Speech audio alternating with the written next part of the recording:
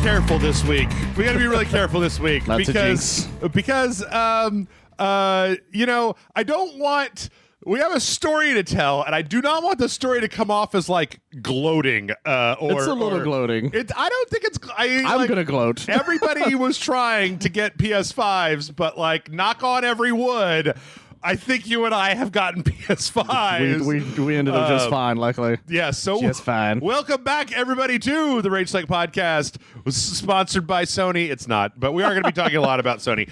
I'm Jeff. I'm Mike. And yesterday, Michael and I were recording. We're not doing like anything else this week. We're just going to do this. We're going to go into the things. Oh, yeah. So yesterday, Michael and I were recording, and I was a little mad at Michael because I was like, man, Michael's on his phone this whole time. And what are you, like a millennial? You're millennials. You're always on your phone. Get off my green screen. But you know what? I'm here to say that if there was ever a time for anybody to be on their phone, it was when all this PS5 horse shit went down. Yeah. And Michael was like, I think they have them at Target. And we both were like, you were on your phone. I was on my computer, like, put it in the cart. Put it in the cart. Check out. Yes, verify my password. Yes, I'm trying. My bank, if you were the ones who stopped me doing this, yeah. I'm going to come down there. It was I had to use PayPal because my bank wouldn't fucking do it. My bank has, fortunately, I've yelled at them enough times that they were just like, they sent me a text message that was like, hey, Target's trying to charge $500 to your credit card. Reply Y or N, like, do you like me? You know, do you want to go to prom? And I was like, yes, for the love of God. So I'm living in a state of shock because I don't believe it. I'm completely shocked. I don't believe it. Every day I've been going to my Target.com account to look at the order and be like, have you guys canceled this yet? Or is there some other way that you're going to fuck me on this? Because I woke up this morning just to check. Or not, so that doesn't make any sense. I woke up this morning and logged into it just to check because I have a work Slack for my job, and we just have a Slack channel just to talk about games. Yeah. It was just people talking about how they couldn't get a PlayStation 5 to save their lives.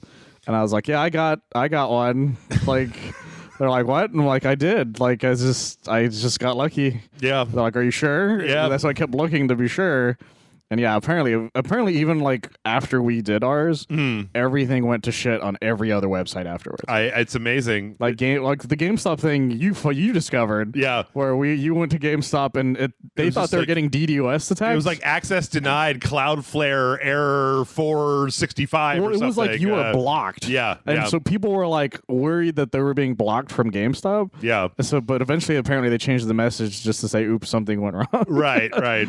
It's just a lot of shit happened. Like that happened. Best Buy apparently it was a big clusterfuck. Mm-hmm. And then Target Amazon was sold out. Like I think by the time we had finished our orders, they were pretty much. It was sold pretty out. much like 5 minutes afterwards. Apparently, yeah, at most. All because of motherfucking Walmart. Yeah, goddamn Walmart. Of all people, Walmart was the one that decided to go fucking rogue. I watched. I was watching this shitty YouTuber that I watch from time to time who had this whole screed about how horrible Sony was, and I was like, it didn't have anything to do with Sony. Like it had everything to do with Walmart, and everybody else was just like, food fight, and like turned on the servers and like ready to go. And then Walmart betrayed those people anyways because they canceled a bunch of their pre-orders. Oh my god, I can't. This is it's ridiculous. Walmart fucked over everyone as hard as they could. It's so like I've actually seen some articles on the internet with like that thing where Keeley was talking to the guy from Sony and they're like, well, we're going to give people fair notice. We're not going to just turn on the thing. And everybody's like, Sony lied. And it's like, no, they didn't. Like my favorite is Jeff Keeley apparently tweeted out afterwards just going, this did not age well. Yeah. So let's start at the beginning of the story then. Let's rewind. Go back in time to a far off year of yesterday. Yes. Like roughly 24 hours ago. Probably not even. As of us recording this podcast, Sony came out with another, what was it called? Like it wasn't a direct, was it? It was a showcase, I think is what it's called. Like PlayStation 5 showcase. And so, all right, let's Guys, I'm sorry. I know this is like the 8th week in a row that there hasn't been any questions. I don't think there's going to be questions. No, I doubt Sony it. had a showcase. Nintendo had a direct. There was an Oculus, like 3-hour Oculus presentation I didn't even know existed. I didn't even know that happened. Until I started looking at it today on top of like everything else that just normally happens. So, all right, let's get down to business. Not a Mulan reference. Just happens to be the thing that I said. Final Fantasy 16. Let's start with a bang. I have been waiting as I've been bitching and moaning and complaining and kvetching and gnashing, wailing. I've been rending my garments and beating my chest for years. I've been like, God, when are they going to announce Final Fantasy 16? And they announced Final Fantasy 16, and I have to be careful what I wish for in the future because I just think I don't like Square Enix anymore. I think that's what it's come down to because I maybe need to know more about this, but this looks entirely uninteresting to me. Like, I don't know. I was watching the trailer again today, and I realize what it was. It's that it looks like 3 or 4 years ago, they decided to make the next Final Fantasy be Game of Thrones.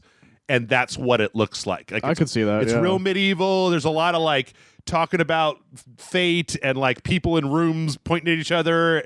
And I'm like, oh no, it's Game of Thrones. Fuck. They made a Game of Thrones, but also Final Fantasy. Well, instead of dragons, you got to wait on the summons now. Yeah. So I'm not entirely sure what it is that rubs me the wrong way about this, but it's like, it's very desaturated.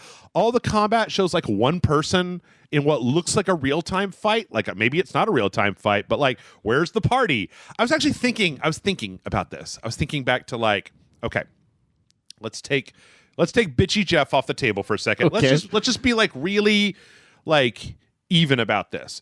The tone of Final Fantasy from 1 through, I'm going to even argue up to 13 and even 14 is like this magical adventure with an interesting party full of people. It's usually very bombastic. It has a life to it, right? Like it's not gritty. It's not supposed to be like fucking. There's a scene in the trailer where somebody gets murdered in front of this kid and blood just flies across his face. So much blood. And I'm like, that's not what I think of when I think of Final Fantasy. Like That's why I didn't think it was a Final Fantasy game at first. Yeah. And, like it was so greedy looking. Yeah, everything was very dark. All that like there was a lot of things to tell me it was a Final Fantasy game. But I was like, well, maybe it's a spinoff because that's a lot of blood. It is a lot of blood. And so, I mean, I don't really know what to say because I don't know. It really seemed like, I mean, like there's a Marlboro, there's a Colasanth, there's Shiva, there's like Chocobos. Ifrit and Chocobos, but in between it, everybody's wearing like dark gray clothes. Like there's a scene at the very beginning of this trailer where like two armies like fight each other, and it's like a bunch of guys in black fighting a bunch of other guys in black. Yeah. And it's like, well, how hard is it just to put like armor on guys? There's that specific like sequence that you just showed because people don't see this, but it looks like a Dark Souls level. Yeah. Kind of thing. Yeah. And like there's some patches of color here and there with some of the characters, but I don't know. The whole thing, it doesn't seem like a Final Fantasy game to me, right? Like when I think back even to, okay, I'm going to take 15 off the table because I don't really like 15, right? 14 was an MMO. You got Kingdom Hearts. That's whatever. But like, think back to 13 and like the first trailer for 13 where it was like, lightning's going down that train sideways and everything's all bright and it's all this weird cybernetic shit. It's got that really super upbeat violin music that's the combat music for 13. And like, you're like, okay, I know that didn't turn out that way, right? But like from that trailer, it was like, oh, here's a bunch of crazy characters. Here's a guy with a chocobo in his hair. Yeah. Here's Hope. He probably won't be the worst character of all time. Like, I got to save my sister. I'm like, great, I got it. Yes, do it. And this, I'm just like the fates and the one, and we've got to capture the source. And there's a lot of sequences that look like they're normal Final Fantasy. Like, there's like a sequence early on, like that we're seeing right now, where it's brightly colored. and everyone looks very Final Fantasy looking. It's kind of brightly giant colored. chocobos. Well, I mean, compared to the rest of it, is what I mean. Yeah. Then immediately after that, it shows off stuff that doesn't really feel like a Final Fantasy game. Like the thing that I'm wondering, and I'm not willing to go through this like frame by frame, but like a lot of this stuff, all the combat, I always see it's just one guy, right? It's just this one guy. Yeah. And I don't know, like, I miss the days in Final Fantasy where you had a whole party full of wackadoos and they were all different and crazy. You got a bunny lady and like, guy with his arm in a sling. And, Well, that's the thing. Like Final Fantasy VII used to be the greedy one. Right. Kind of thing. And even then, as soon as you left the greedy area, it was the super colorful area. Yeah. Kind of thing. You had Ruby weapon, for God's sake. Yeah, you had a ruby weapon and a guy with a gun arm, like just dumb shit like that. Yeah. And this is like... It looks like Souls. Yeah, it looks like Souls. It's this very serious storyline going on that just happens to involve summons. Yeah. And giant chocobos. Or not giant chocobos. I assume chocobos just look like that by default. Yeah, this dude just gets decapitated, basically, and there's just blood all over this kid's face. All the fight sequences are these dark, almost Souls like Devil May Cry looking things. Yeah. Like it looks really weird. It doesn't seem like Final Fantasy to me. Yeah, like, it calls itself Final Fantasy 16, but it's the least Final Fantasy looking thing I've ever seen. I mean, even Final Fantasy 15's trailer had a party and like had a very more colorful look to it. Yeah, this one does. Well, even Final Fantasy 14, right, is like it's outdoors. They have these kind of crazy looking buildings and stuff. So I don't know. I'm gonna keep my eye on it, but I might just have to be done with Final Fantasy until they prove that they can make it, because I thought 15 was an absolute pile of garbage, and I'm not interested in playing an MMO. And I'm interested to see where the story's going to go, because it seems to surround the idea of maybe they're too reliant on the idea of the summons, and maybe the summons are the actual like main plot of it. I don't know. I don't know. I'm interested in the idea. I thought that was part of what whole Final Fantasy 15's plot was you had to go collect the weapons and the summons. Or you had to collect the weapons in order to like pacify the summons or some bullshit like that. Well, no, I feel like this is more like, what I mean is it's more like the summons are maybe against them kind of thing, and I like the idea of that more. Also, I mean, there appear to be like these two characters, these two like, protagonists, and they're both just like white guys with black hair. I think it's supposed to be the same guy. Is it the same guy? I don't know. That's the problem, is I'm not sure. Yeah. People are saying it's the same guy, but I'm still not 100% certain yet. Great. Wonderful. Cool. Anyway, let's move away from that. Let us move away from that to Michael's favorite thing that's ever happened in all the history of all of mankind, which is we got a more extended sequence of Spider-Man Miles Morales. It's very exciting, guys. Yep. You have no fucking idea how excited I am about this. If anybody who listens to this podcast should already know how excited you are. I am super excited, but I'm also very happy for a lot of people, because a lot of people now know that it is an PS5 exclusive, because that was the thing a lot of people were worried about. Yeah. And so a lot of people I know are very excited that they don't have to spend $600 like I did to play this beautiful, beautiful fucking game. Well, you spent $600 because you wanted two controllers like a weirdo. Well, it's still the tax and all that stuff. Like it was close to $600, but you know what I mean? Yeah. Well, because you also have to pay for the game too, but never mind. It looks fucking great. Like everything about Miles' fight stuff is completely different than Peter's stuff. It's very reliant on his stinger stuff, which is his electrical sting that he does, his invisibility as well. Their version of the Tinkerer is very interesting from what they've introduced in this. I don't really know who that is. So the Tinkerer is normally just a super old guy who makes weapons. Okay. He was they introduced him in Far From Home as well. He was Michael Keaton's like brother-in-law or something. Oh, okay. In that movie. But yeah, he's known for just making weapons normally for people. What's interesting about this is the Tinkerer here is an actual, like, honest to God, like, I will fight you kind of villain instead, and is a young woman from the way her voice sounds. And she seems to have Doc Ock arms, too. She seems to have some of them Ock arms going on. Which makes some sense, because, like I said, the Tinkerer is known for just making shit. Yeah. And it seems to very heavily want to use Roxxon, which is another one of the Marvel companies that you'll hear about every now and then in a comic book. Yeah. Which I think is interesting. It looks, I mean, from the perspective, I mean, it's been a while since I played Spider-Man on the PS4. And I played like Pro on 4K TV, but I feel like this looks better. I feel like the lighting is a little bit better, and that there's a little bit more like particles going on, a little bit more kind of junk in the environment. It's kind of like smoke and stuff. They definitely took the template, or not the template. Yeah, I guess the template, the engine that they made, all the stuff they've done, and they just added to it. Yeah, and I think that's the main reason it looks even better. Yeah, and like especially with the snow effects that happened in the beginning of the gameplay trailer. Mm-hmm. Like I'm expecting that to look even better. As time goes on, because everything that was rendered here is on a PS5, right? Whereas I don't know how to look on a PS4 is the thing.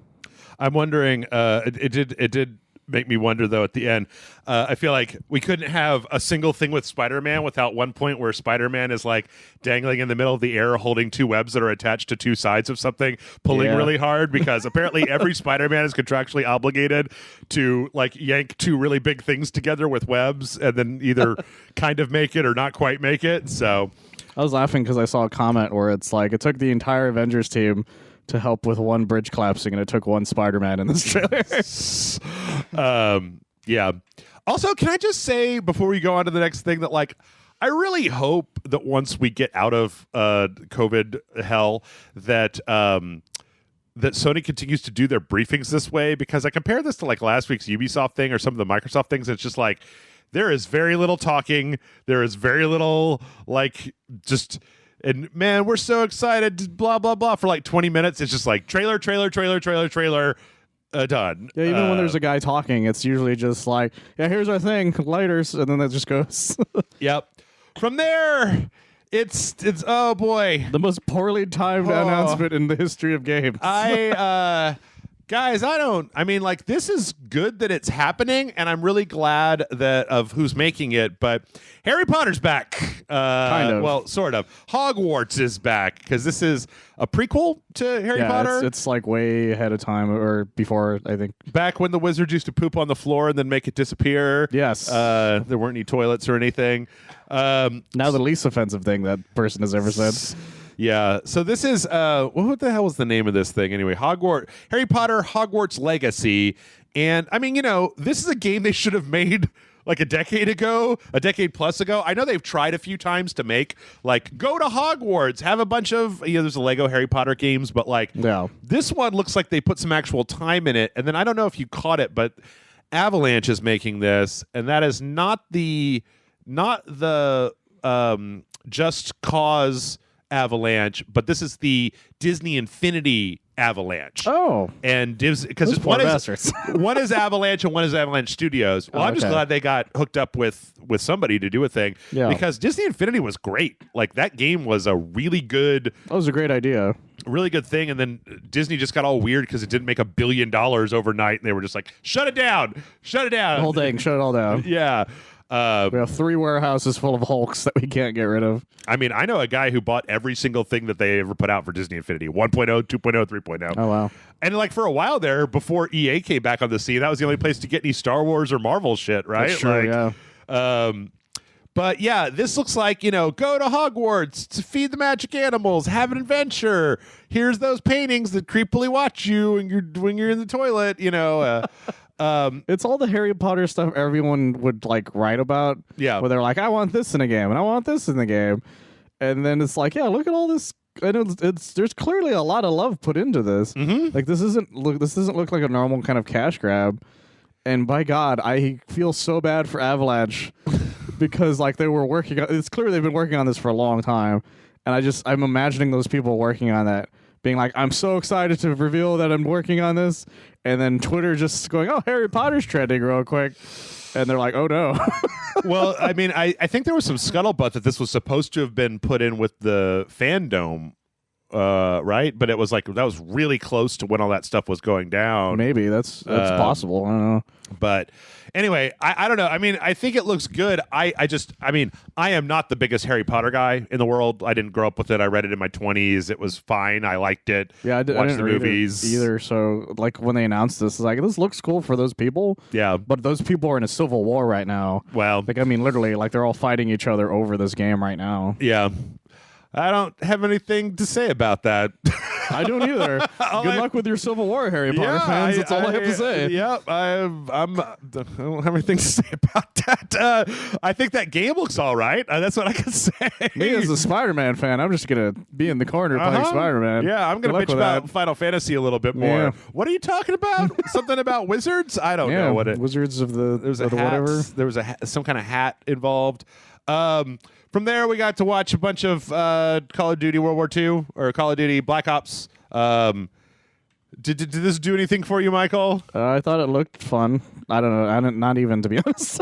It just looked like it was an like action-packed sequence. Yeah, with Call of Duty. It was the only thing that I'll say is that I like that it looks a little bit more cartoony than Modern Warfare. Yeah, Modern Warfare, that whole sequence where they night visioned into that apartment complex and shot all those people was like too realistic for me. I was just like, this makes me feel really weirdly uncomfortable. Whereas this, they butt snipered that guy. They did. Like they had a literal slow motion headshot, like a butt sniper. It also has this very insane car chase that would never really happen in real life per se. Yeah. So, but I think it's like, I don't know. It looks like a Call of Duty game that could be fun, but I don't really know. I say that about any Call of Duty, really. Yeah. I don't know. Hopefully it's all right. When they do that, what was the Dirty Harry where the guy used the remote control cars at the Deadpool? The bombs on the remote control cars. I don't even remember.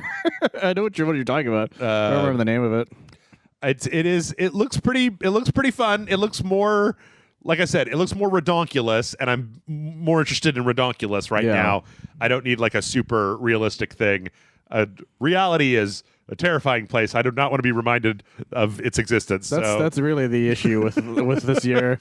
We're being reminded that Harry Potter is not safe anymore. I don't know what you're talking about. I don't know what those words you just said mean. So. RC cars. We also are getting there's on the PS4. There's going to be an alpha that's going on. Well, by the time you hear this, it'll probably be just about over. Yeah, probably over the weekend. But great, superb. Let's see. From there, we got another Resident Evil trailer. Resident Evil 8 Village.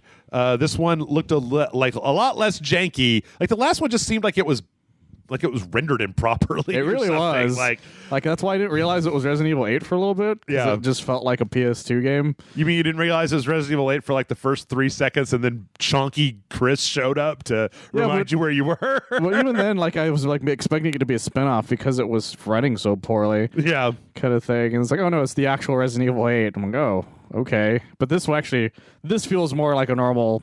Like it's only choppy maybe once in the entire thing. I want to know how Ethan got to this damn village. He's clearly in the middle of nowhere. There's a whole part at the end where like Mia is like telling him this weird like the cryptic fairy tale or something, and I'm like, Ethan, I think you might need to break up with Mia if that leads to you going to this horrible village. Like if you ever get out of there, you just need to be like, listen, it's not you, but like I've been in 2 supernatural life-threatening situations since we've met, and no sex is good enough for that. The issue is I feel like Chris is following him though, based on the last 2 trailers. Just slender manning up behind him whenever he turns around.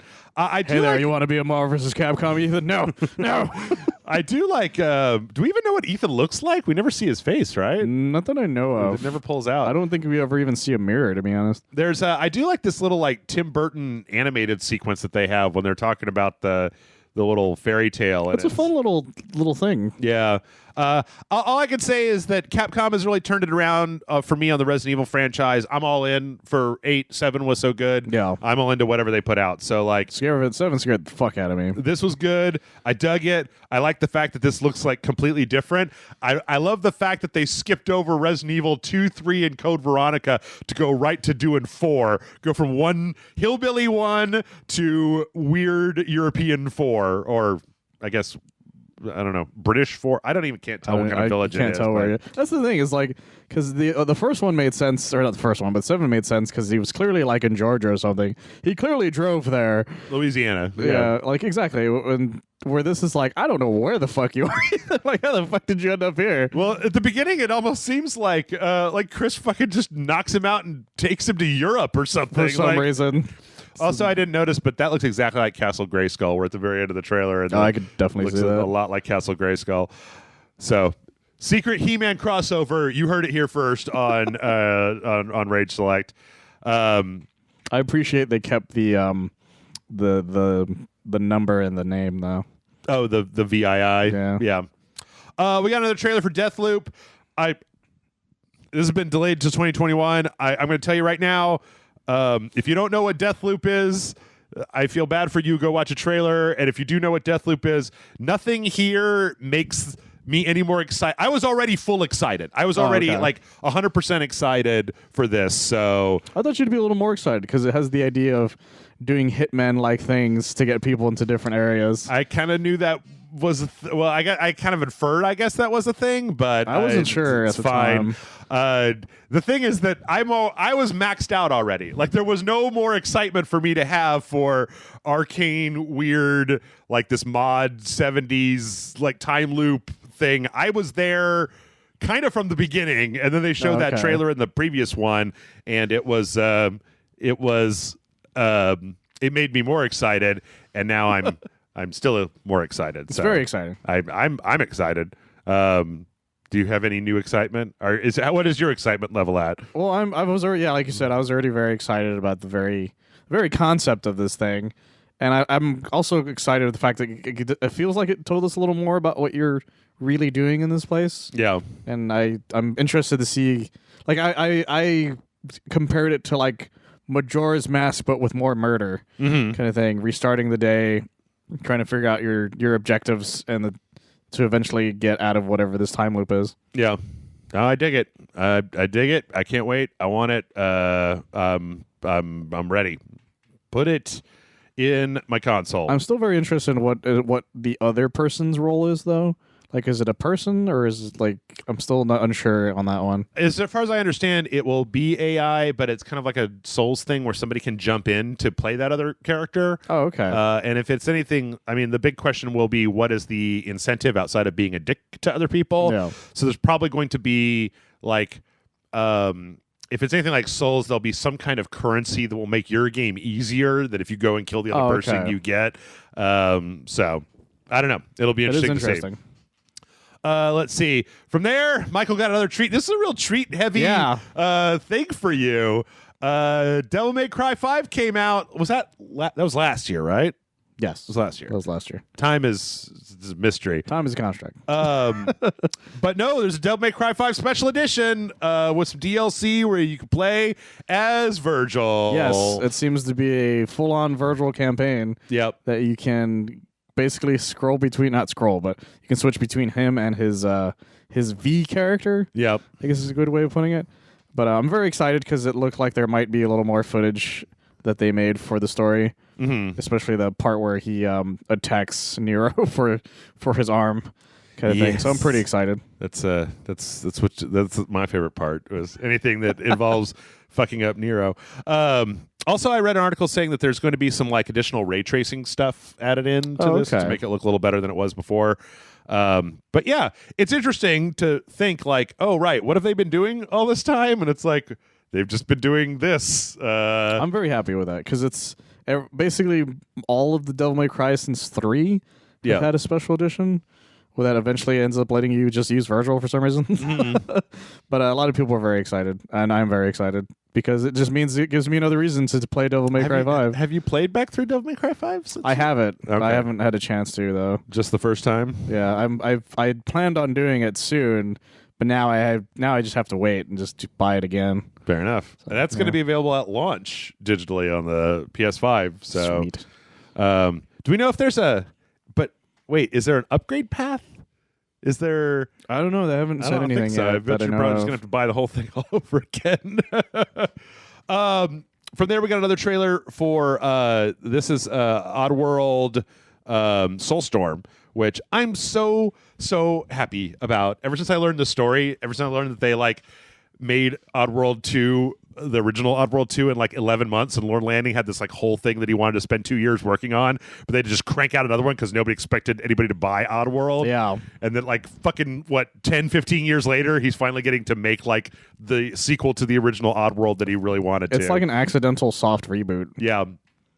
Well, they put out they re-released the original, right? The new and tasty version. So, they did, yeah. But yeah, lot of Madokans getting killed in this trailer. Yeah, they're very leaning into the idea that there's going to be a lot of blood. Yeah, A lot of just gore. Because Oddworld has always been a very, very dark fucking world. yes, indeed.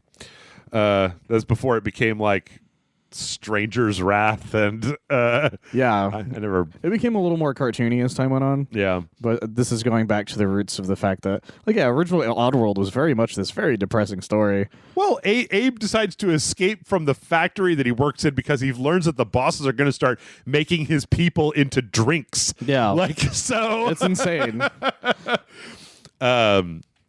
let's see. From there, we got a very strange. This was not one that I saw coming, and I still am confused as to what's going on in it. realized right about the end what it was going to be. I keep up with this stuff a little bit because I watch Game Theorist all the time, and Matt Pat won't shut up about Five Nights at Freddy's, but this is Five Nights at Freddy's Security Breach, which is like a time travel one that takes place in the 80s in a mall. Like there's been a lot of teaser art for this out for a while. But I think Scott Cawthorn though has finally farmed all this shit out to other developers. He absolutely did. None of this looks like a Scott Cawthorn game. There's no way he made this. Yeah, but it was just kind of like like this slow pan out with this like computer voice taunting a kid, and then it was like Five Nights at Freddy's Security Breach. So It's difficult to tell if it's supposed to be in the 80s or if it's like the fucking Adventures of Pluto Nash kind of thing. Like you don't know what's happening. I have no idea.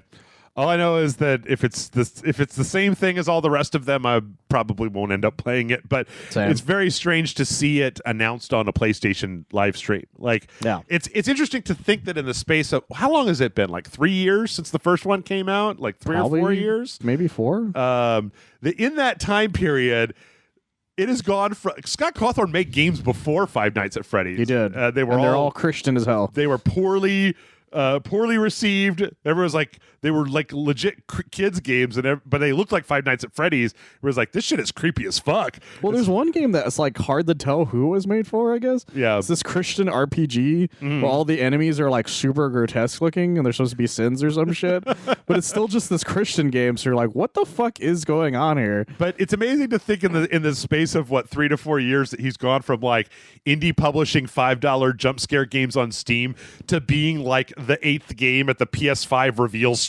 Oh, he made like 5 games in the span of like 2-3 years. Yeah. Kind of thing. Yeah. It was insane. It was insane. I mean, it was totally doable considering the amount of assets that were in it, but Still though, still pretty insane. Like it felt like an entire series on fast forward. Yeah. From there, I know that everybody expects me to just be like off my tits for anything with the word souls after it, but like they showed Demon Souls. Demon Souls looks real good. Michael, I've already played Demon Souls a bunch of times. Oh, okay. So like this is going to be like Dark Souls Remastered where it'll come out, I'll buy it, I'll put it on the channel, I'll play through it once, but like I don't think they're going to make any changes to it. And I've already played the game. I know where every enemy is. I've memorized the location of every enemy in Demon Souls, and I know how to beat all the bosses. This absolutely looks very, very good. Like It looks amazing. this section that they showed with this gameplay loop is basically the opening of the game. Like after you make your character and after the prologue goes, this is where you start the game. And they go from the beginning all the way up to getting your ass stomped by Vanguard and his weird ass titties. But everything looks good. Character motion looks good. Foliage looks good. All the attacks look good. The particle effects, the little swirly doos. I love the fact that the load time between the archstone and the going into the castle takes like 1 second. You know. Yeah, somebody compared the loading times between the two, and it was like a minute or something. Yeah. Difference. Yeah. I mean, it had to load this whole area in right before it could let you go. It's fine though. This is like level 1-1 of Mario Brothers. It's like for me, this is like watching somebody play 1-1 of Super Mario Brothers, where I'm like, "Yep, there's the blue-eyed knight. There's the fire flower. Did you get the star? Yep. Why are you trying to block Vanguard? You dumb idiot! Like you're just gonna die." I'm surprised at how many people this is their selling point for the PS5. I am too. Just because I mean, like I know that it's hard. I know that there's like you have to go buy an old PS3 and then a copy of Demon Souls to play Demon Souls. But I wonder just like how many people who wanted to play Demon Souls never got around to doing that. Because it's not like the PlayStation 3 can only play Demon Souls. Yeah. Like there were a lot of other games It's very strange. that were PS3 exclusives that you could totally play on that. There's emulators that will run Demon Souls in 4K. I've seen it. You don't even need the world's greatest computer to do it.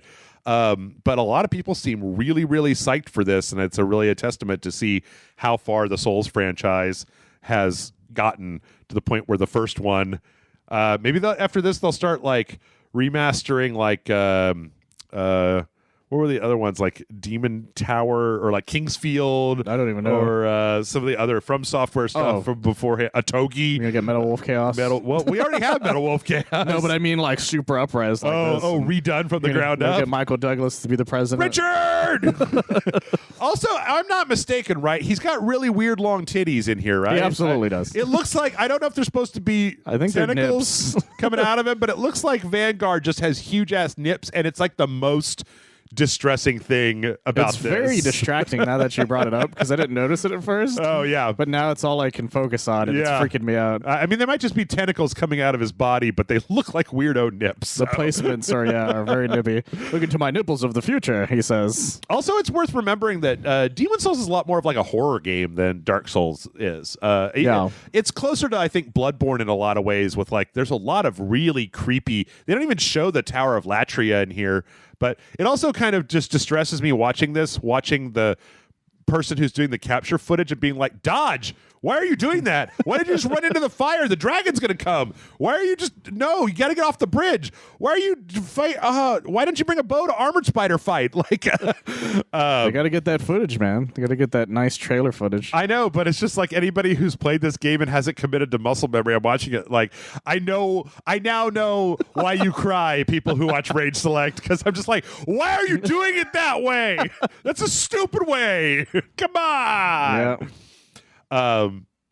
But yeah, Demon Souls. Are you gonna get Demon Souls? Are you gonna try to play Demon Souls? Probably not until it's like really cheap. Demon Souls That's is a lot a maybe. easier than Dark Souls. You can farm healing items and just bully your way through the game. Like, No, I'll go with maybe. yeah. But you got me more interested as soon as you said it's more horror gamey. There's the Tower of Latria is like when you go there for the first time. Like, what's that? So level 1 is the castle. Level 2 is the mines. Level 3 is the Tower of Latria, and you spawn in a jail cell and come out, and there's just this huge tower that goes up forever, and there's just jail cells full of monsters on both sides, and they're literal Mind Flayer Cthulhu guys walking around ding-a-linging these little bells creepily, and somebody in this tower just goes like every 10 minutes or so, just when you're in the middle of trying to do something. Level 5 is like the gutter where they've just been throwing dead bodies for 1,000,000 years. And so it's this horrible, diseased scaffolding that's just been built from the sky down to the ground. Level 2 of that is a swamp where it just rains blood and poisons you all the time. Oh my god. Yeah, it's pretty great.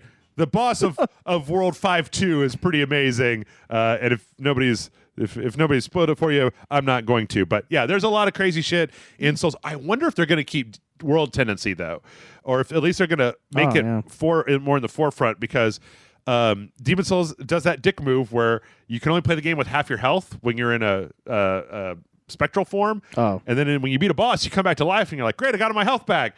Finally, the next level will be easier. But if you die in the game with your health in human form, it makes the game incrementally harder. It shifts the world towards Black World Tendency, which makes everything harder.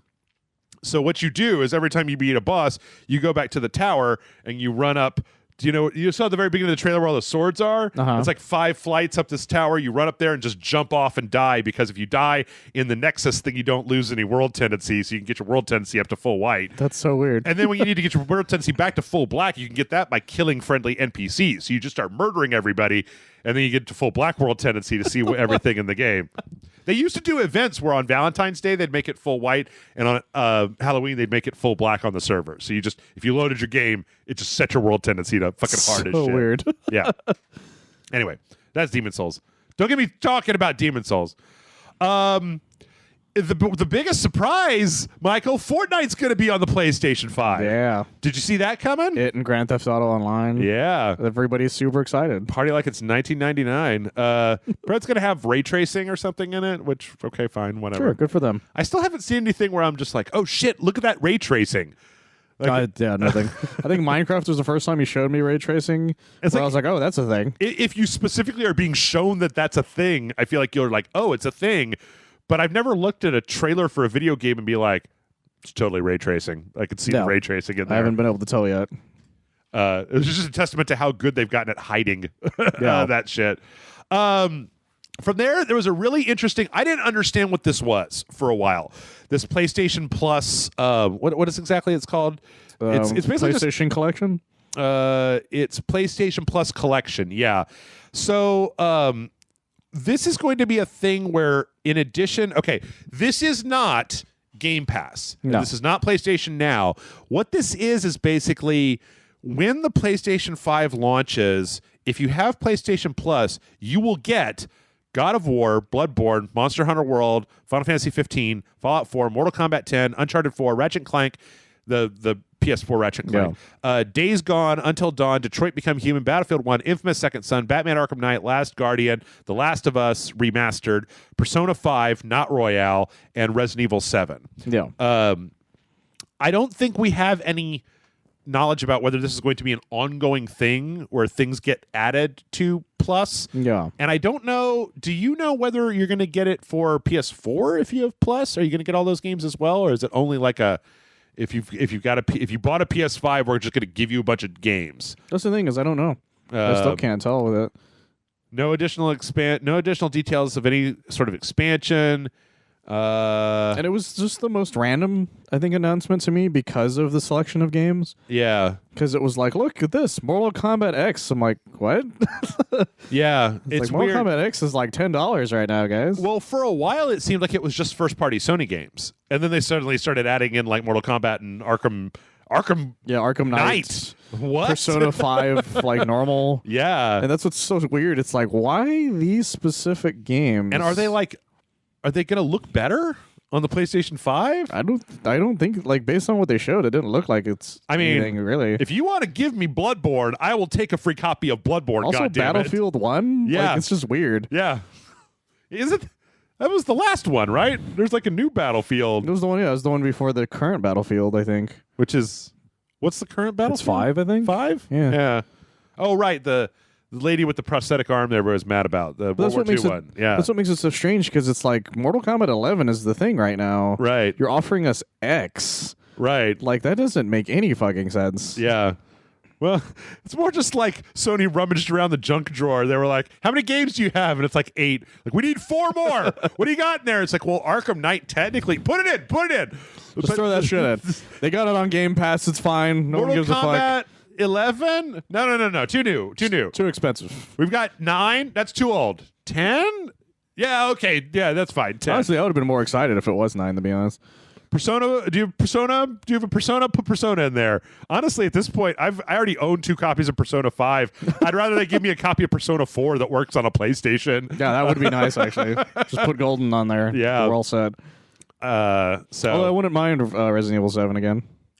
I just want to know. It'll be interesting. It'll be an interesting thing to basically be like, what is like? Do the loading times affect Bloodborne? Right? Yeah, that's like, true. Yeah. Is there any up-resing at all being done here? Any additional stuff being done for backwards compatible games? Hey, at least we know some backwards compatible PS4 games. Yeah, so. that is nice to know. Yep. And is that it? Did we have one more? Was there one more thing? Nope. After that, it was all the pricing stuff. Yep. And so then they announced the price. Drum roll, please. $500, just like the Xbox One X, but the digital edition is $400, which is $100 more than the Series S. Yes. That's the discless version. So, yep, that's it. 500 and 400. And they said you'll be able to pre-order, or it'll be out on November 12th. And then I think shortly thereafter, they talked about the pre-order. They didn't say it on the video at all. Oh, okay. It was they tweeted it out because eventually people were like, when is it going to get pre-ordered? And finally they put out a tweet going, tomorrow. Well, it'll be tomorrow for select retailers, is what it said. And then all the questions are like, who's select retailer? What does that mean? Yeah. What time? Yeah. And then something happened. If you want to put some shit on Sony, it's that they should have had all that shit in there locked down, ready to go. And then, just like Columbo, there was just one more thing. I was actually really excited to see that Michael was so excited about this because I feel like you hadn't played God of War until I made you sit down and do a sequential with me. God of War Ragnarok, which I feel like is a terribly kept secret. We knew they were making another one, and Cory Balrog tweeted something cryptic right before the show. He did, so, yep, you got it's not more than not more than just the logo and a bunch of Kratos growling and subtitle Ragnarok. So I got super excited, guys. Yeah. I was at home getting super giddy. I was like, I can't wait to murder even harder and faster. Yeah. And so it's very, very exciting. I agree. And that was it. And that was, but that's not quite it. We're not done. We got a lot more Sony left to go. There's a lot of stuff that happened that day. So then it was done. And then Michael came over and we recorded 2 videos. It was like 2 hours worth of videos, right? Yeah, we recorded quite a bit. Shadow Warrior and what was the other one? It was another Xbox game, wasn't it? Yeah, well, God, I can't even remember what I've recorded anymore. I was very tired that day. So Yeah. That's my excuse. I don't have an excuse. It's a secret, guys. I'm just a bad person. I'm going to tease it. It wasn't Spelunky. Oh, it was that Minecraft Dungeons winter update. Well, that's why we forgot, because we didn't even talk about Minecraft the entire time. Yeah, it was mostly just a podcast while Jeff punches everything in Minecraft super fast. So. That was the thing. It's just him punching everything to death and me going, so about that other thing. Yeah.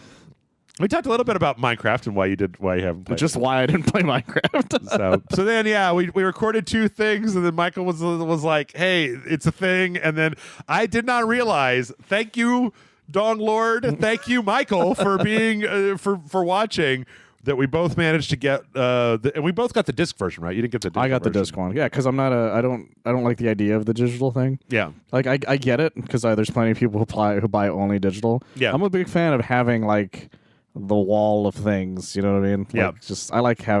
I'm very excited to be able to do that sort of thing. I think it would make a lot more sense to get it like the Series S, right? Because of Game Pass and the EA thing, right? That it's like, well, you know that's going to give you all the Microsoft first party exclusives, and you're going to get them on Game Pass. So you're not even going to be, you're not going to need a disc for them. Yeah, so. if you're strapped for cash, then I mean, like, you are like a college student who doesn't have a lot of money. The Xbox Series S is the most logical choice of anything. Fuck yeah. Like, even the digital PS5 is not the logical choice in this thing. No. But we will come back to that because there was some other stuff that happened. I think that the biggest thing, well, let's see. So we got the announcements, and then everything turned into shit really quickly. It was kind of amazing. I don't know that I've ever see. Okay, so it was crazy. You should. I gave you the money to go get the Switch, and you waited in line. Yes, the whole day. The Wii U, it was not hard to pre-order. Oh hell no.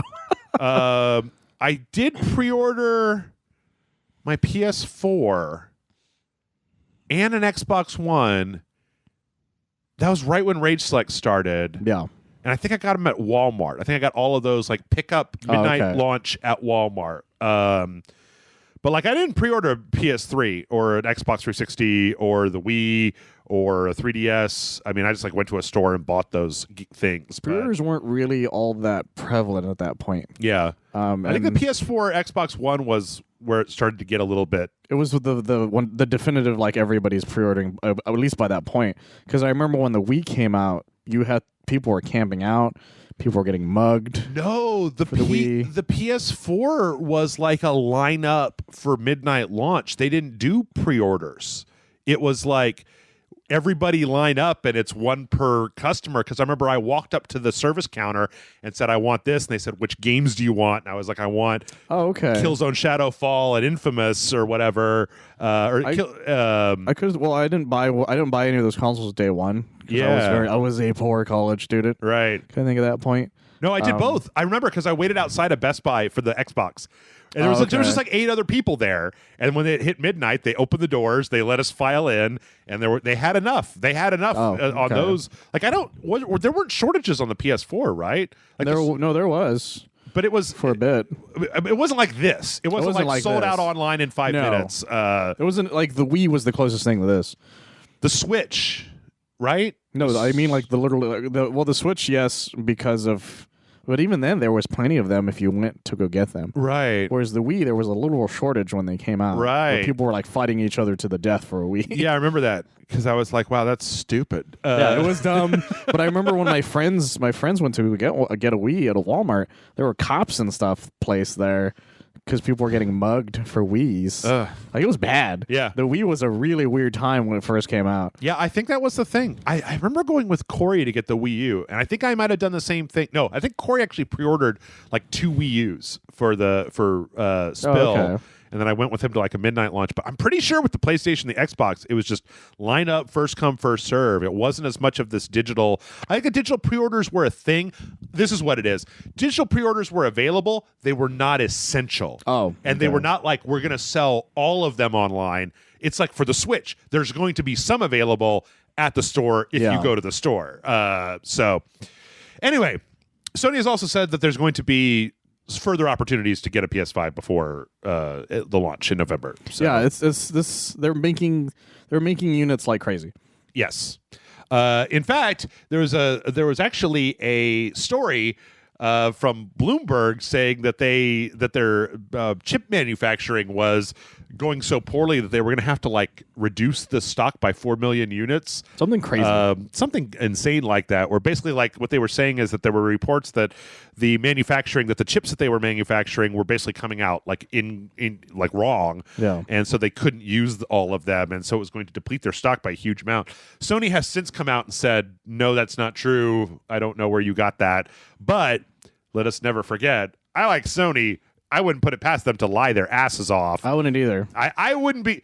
I'm going to tell you right now, hand to God, man. I like Sony and everything. I would not be surprised if a year from now the PS5 turns into the Xbox 360 RROD or the PlayStation 3 Yellow Light of Death. Like the PS4 and the Xbox One are pretty solid consoles, right? But you're packing a lot of heat into. Well, I have heard that the PS5 is a fucking titan of a box. But we'll see. It's very long from what I hear. Yeah. So, yeah. Apparently there's going to be more, and apparently you're going to be able to get them.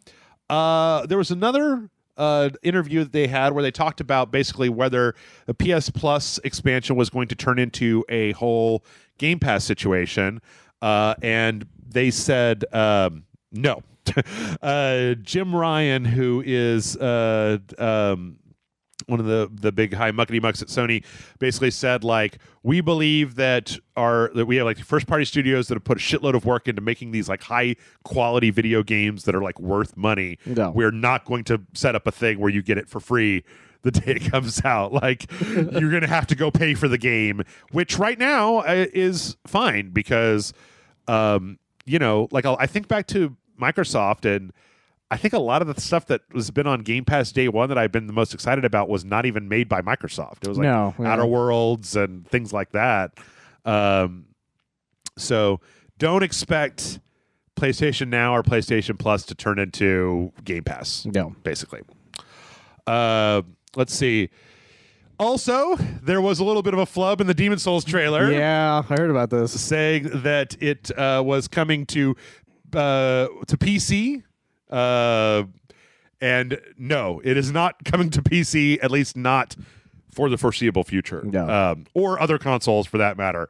Everybody got to remember, Sony paid for Demon's Souls. Like, there's a reason the Dark Souls is called Dark Souls and not Demon's Souls 2. Yeah. It's because Sony paid for Demon's Souls, and they have not shown a lot of interest in letting anybody else have any part of that. No. I mean, Bloodborne's still a PS4 exclusive, for God's sake, right? Yeah, that's true. There's been some rumblings, and the fact that Horizon Zero Dawn came out on the PC is a good indication that Sony might be tiptoeing into the PC market, but I still don't think you're going to see... I mean, I don't know. They're going to release an Xbox One X version of Bloodborne. I don't think that's going to happen. Like, no, Sony is very, very adamant about their exclusives. Like a lot of their exclusives they stay that way. Yeah. They stay like all of those Ratchet and Clank games, all those all of like every exclusive they've had for the most part has stayed that way. Yeah. They've never announced that Spider-Man's coming for PC. They've never announced that God of War is, that kind of thing. They are an old soul when it comes to exclusivity, same way Nintendo is, and it's one of the main reasons they still are as competitive as they are. Mm-hmm. I think so. I mean, I think that there's like, I feel like I've seen a lot of arguments where people are like, well, they'd make a lot of money if they put it out on PC. And it's like, right. But it's a slightly more complicated equation than that, because there probably are people who like Horizon Zero Dawn was the tipping point where they were like, okay, I need a PS4. Like, I want to play all these games that have built up, and this is just, I'm so excited for Horizon Zero Dawn, I'm going to go buy a PlayStation 4. I want to play Bloodborne. I want to play Ratchet and Clank. I want to play stuff. Yeah, I've talked to people who outright were like, well, there's no reason to buy an Xbox. Right. Like, I've seen, there's a whole Reddit thread. They're like, why would I buy an Xbox if all of those games are on PC? Right. And so the PlayStation doesn't have that argument, because it's like, because it's not the, well, why would I buy a PlayStation 4 because everything's on on PC. It's like, well, it's not. So yeah, come to us. Yeah, which you have no choice in the matter. It's also weird. I mean, I may be strawmanning a little bit here. Probably not, but I may be strawmanning a little bit. But I feel like I hear this a lot from people who just want to play PlayStation games, and they're like, why don't you put it out on PC? And it's like, because it sells consoles. Yeah. And then they get mad at you for saying that. Right. It's like, but that's anti-consumer, and it's like, that's how it's always been. It's like capitalism, bro. but the thing is that I never hear those same people rail against Nintendo. There's no Nintendo games that you can buy on Steam. You can't buy Nintendo games on Steam. Yeah, people don't make that argument about them. You can't buy Mario Odyssey, which is a fucking great game. Yeah. Do you imagine what Breath of the Wild would be like if they had mod support on Steam? Oh, I've seen mods on it. Well, yeah, you have to like hack a support, Switch, yeah, but still, but there's plenty of games that Nintendo has that I would absolutely positively love to play on not a Nintendo Switch. But I don't feel like anybody ever has the same level of mad at Nintendo, because it's like, well, that's just what Nintendo's like. And it's like, but that's just what Sony is like. It's not like Sony used to put everything out on the PC, and then they when the PS3 era came about, they dragged all their first-party exclusives back to the console. I don't know. I literally can't think of It's why. A weird argument to me. It's a weird strange argument. to me. Yeah. And I understand. Like, I totally get the whole, like, I want to play Bloodborne, and I do not want to buy a PlayStation. Yeah. I get that argument, but when I was younger, I wanted to play Jet Grind Radio Future, and I did not want to buy an Xbox. Never played Jet Grind Radio, so yeah, I didn't play the original Sonic the Hedgehog games because I didn't have a Sega. There you I had go. a Super Nintendo, and that was the end of the story. Yeah, sometimes sacrifices must be made. Exactly. Find a friend who has one and hang out with him more. There's your solution. Speaking of exclusivity deals, Final Fantasy 16 has had this weird rocky road. At the end of the trailer, it said it was a PlayStation 5 exclusive. Apparently, Sony jumped the gun by saying that. It is a timed exclusive. Okay. Apparently, after 6 months, it can be released on the PC, and after a year, it could be released on other consoles. This is just one of these, like, somebody got really overzealous and they put that in the trailer, and that's what happened. So there's a lot of that happening apparently in some of this stuff. Yeah. Like all these presentations are super slick, but you gotta think about, like, if my experience in life is anything to go on, which it may not be, I get the feeling that all these things look super slick, right? But they were probably being edited up until the very last second. Oh, absolutely. Like, just fuck. Okay, go. They had a template they were copying and pasting the text on. Yeah. And it just accidentally made stuff like that happen. Yep. So now for the big one. We'll do this one, and then we'll probably get a chance to take a break. The big one. Sony has confirmed first-party games on the PlayStation 5 will be $70. So, have you seen this today? I've heard of it. Yeah. So basically, Spider-Man Miles Morales will have Spider-Man Miles Morales has a weird thing. It's a different one compared to the others. Yeah, there's a $50 version that just has the Miles Morales content, and then there's a $70 version that has all of the PS4 Spider-Man with a bunch of like enhancements and stuff. Yeah, it says Spider-Man Remastered on it. Yeah. It's like a digital version of it. But Demon Souls and Destruction All-Stars, which was conveniently absent, are both going to be $70. And apparently going forward, Sony is going to be charging $70 for their first-party content. So, I mean, here's the thing. Like, if that works, if they sell, then that's a thing. Yeah. The only way for you to not make it $70 is to basically not buy this stuff.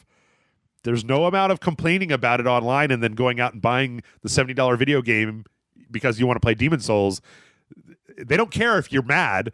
If you give them the $70, they've won, right? It's that whole boycott it's the boycotts that don't make sense. Yeah. And they're just like, I hate that you're making me do this, as they pull their wallet out and just give them the money. Yep. It's like, I just want to tell you that this is stupid. And they're like, but they're just counting their money going, what? Hey, I got to tell you, $500 will go a long way towards getting you a PC. No. And you will not be able to play Spider-Man Miles Morales. You'll not be able to play Demon Souls Remastered, but you'll be able to play a lot of cheap games. You can buy Xbox Game Pass for the PC, which gives you all that EA shit, all that Microsoft shit. You can get one of those cheap-ass 3080 NVIDIA cards for $500 and throw it in a $500 computer and get ray tracing and 4K and all that shit. Yeah. Like, if you want to do it, you can, and it's not going to cost that much more. And to be honest, to be brutally frank, if you, one, restrain your urge to get what you want right when you want it, and two, spend the upfront cost to make a PC that'll play it, you will save money in the long run. No, absolutely. You will save a shitload of money in the long run. It's the fighting game argument, where it's like, oh, you can buy a fighting game first day. Yep. But like a year from now, they're going to come out with the Ultimate Super Other Edition for like $40 less. Yep. Can you imagine? Can you just imagine what it would be like if you had waited until now to buy a PlayStation 4? Oh, fuck. Yeah. And you got a PS4 Pro with God of War and Horizon and Bloodborne and The Last of Us 2 and Uncharted 4 and Uncharted 1, 2, and 3. All those games that you didn't play because they were first-party exclusive that now you just go binge for like almost like so little money. Yeah. It would be amazing. It would be amazing. So, like, I get it. I totally get it. But if you don't, the only way to really make your displeasure known is to basically show enough people have to not buy the game that like the bottom line takes a hit, basically. Yeah. And that's hard to do. I've never seen it work. It's never really come up. Like, closest thing to it coming up and working was Battlefront 2. Yep. And that's it. Yep. Well, No Man's Sky. There's a little No Man's Sky. A lot of people bought No Man's Sky when it first came out. Yeah. And eventually, honestly, the studio itself just did right by their people in general. On that Warcraft 3, they started canceling returns after a while there on the Reforged. Sure. Yeah. But yeah, to be honest, I mean, like, here, let's just make this clear to everybody listening as an axiom for life, for all of life. It's always better to wait. No. It's always better to wait and see. You'll get everything cheaper if you wait. And if you do not engage in FOMO and like, I got to get it, like I want it real bad, if you can just wait. By the way, this only pertains to mostly consumer products, yes. Not life decisions. Well, no, yes, not life decisions. Yeah, shit. I'm talking about shit. Yes. Not like consumer goods. Not like knowledge or power or any of that stuff. Exactly. So, yeah. And you know what? With that, we've been doing this for an hour, so let's take a break. We still have a whole second thing to talk about. Yep. We got a bunch of other things to talk about between there and another thing. So everybody make sure to come back and you get to hear about all the rest of the things.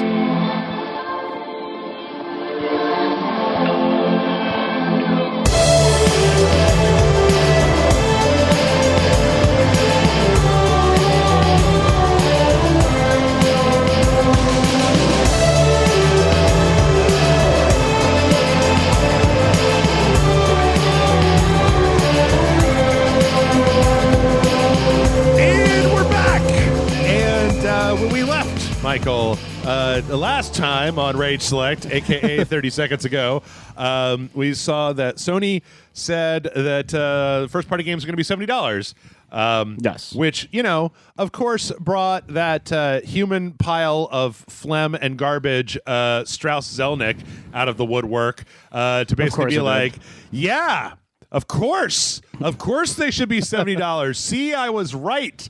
And basically the argument in this interview that they talk about is basically he says this, and I wanted to just bring this up to see if you think it passes the smell test, right?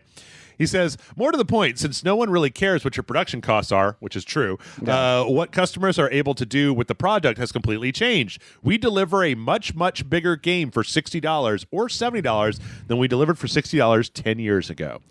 Do you think that is correct? Because I don't think that's correct. I don't think that's true, at least not for 10 years ago. Well, okay, so here's the thing. If you are counting like Grand Theft Auto Online, Destiny, shitty live service games, right? Yeah. Yes. 100% yes. Those are like an Infinity game. You didn't have that as much 10 years ago. Then, though. But you could play an MMO for $60 10 years ago. I guess you had to pay a monthly fee for that. But still, though, like it's the argument doesn't make as much sense because there are plenty of games that are $60 that aren't that big. Yeah. Like now. Yeah. I mean, like Demon Souls was out in 2010. Yeah, like, exactly. 2010 was a huge time. Like Red Dead Redemption 1 was around that time. Right. Like $60 were huge fucking games back then. I guess with Red Dead Redemption, though, you got to remember that like the campaign for Red Dead Redemption 1 was like a paltry 14 hours as opposed to like 25 hours that Red Dead Redemption 2 is, plus the online, plus all that shit I didn't even play. True. There's a lot of stuff I didn't even do in that game. So I guess, but I'm just going to say that what this comes back down to, also, I fucking hate Strauss Zelnick so much. They also had another thing where they were like, somebody said, well, so if the price gets raised to $70 to cover the development costs you guys have been bitching about for the last 5 years, surely that means there won't be any microtransactions in the game, right? Wrong. Jesus. To which he said, the opportunity to spend money online is completely optional, and it's not a free-to-play title. It's a complete, incredibly robust experience, even if you never spend another penny after your initial purpose. Just going to show that, like, Strauss Zelnick is a piece of shit. Oh, he's terrible.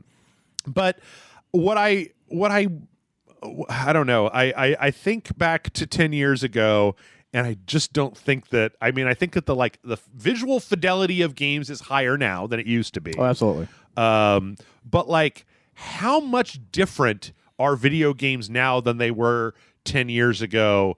I mean, there's obviously been things that are different, but not like... Well, gameplay-wise, I think it's the least changed. Yeah, like, I mean, things are different, right? You can say, well, everything's a Souls game now, but like I said, like Souls games existed in 2010, right? And they're largely the incremental changes between Call of Duty games existed. I mean, Call of Duty games aren't that much different now than they used to be. I don't know. They just look nicer. If you strip it down to the wireframe, yeah, it's just, L2, R2, L2, R2, take cover, throw a grenade. The issue is the argument he's making comes down to a game that is the ultimate nothing has changed ever. Yeah. Between that and then the NFL has the same thing. Yeah. Like, did you hear? I don't remember what if we talked about it. Was they found a NFL a Madden like poster in one of the Madden games that was the game prior to it. Like just somewhere out there. Okay. Just to show that they were reusing all their assets. But somebody forgot to change that one specific one to be the updated name. It was like, fuck you guys.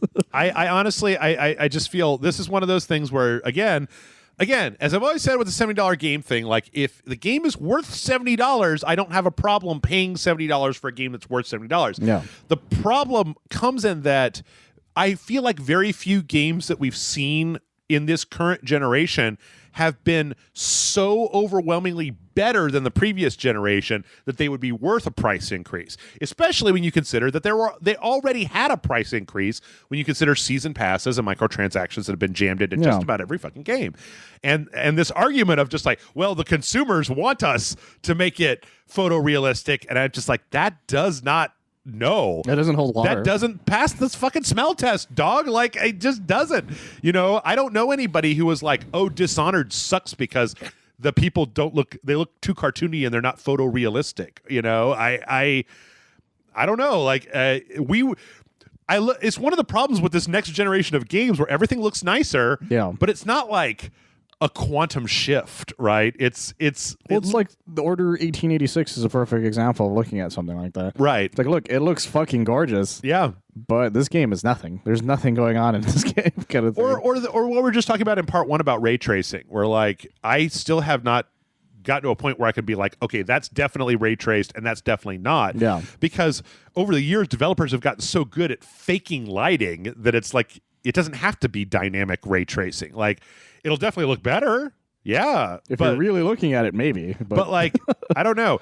It's maybe an interesting hypothetical question to ask to people is like, what if moving forward there were games where they sold like a $60 version that had fewer features and a $70 version that like looked better? Like, even if you buy a $60 version of God of War Ragnarok that didn't have ray tracing and didn't have the load times were a little longer and it didn't have as many particle effects and the smoke effects were kind of crappier, it's just like, I don't know. I don't know. That's difficult, yeah.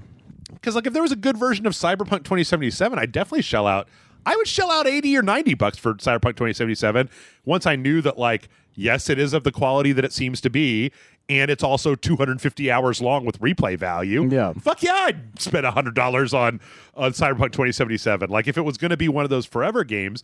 But you know, like I'm not going to spend $80 on Tony Hawk Pro Skater 1+2, no matter how good it looks, right? I'm not going to spend $70 for SpongeBob SquarePants Battle for Bikini Bottom remastered or Crash Bandicoot 4, no matter how good it looks. That's not worth it for me. So I guess it's a weird thing where we tend to treat all games like they're the same. And I think that comes from like movies and CDs and stuff where like, you know, like going to go see a really good movie doesn't cost. Going to go see The Dark Knight does not. It costs the same amount of money as going to go see Paul Blart Mall Cop, right? Yeah, they're the same amount of money regardless of what went into them. But like with video games, I think of video games more like I think of like good food, right?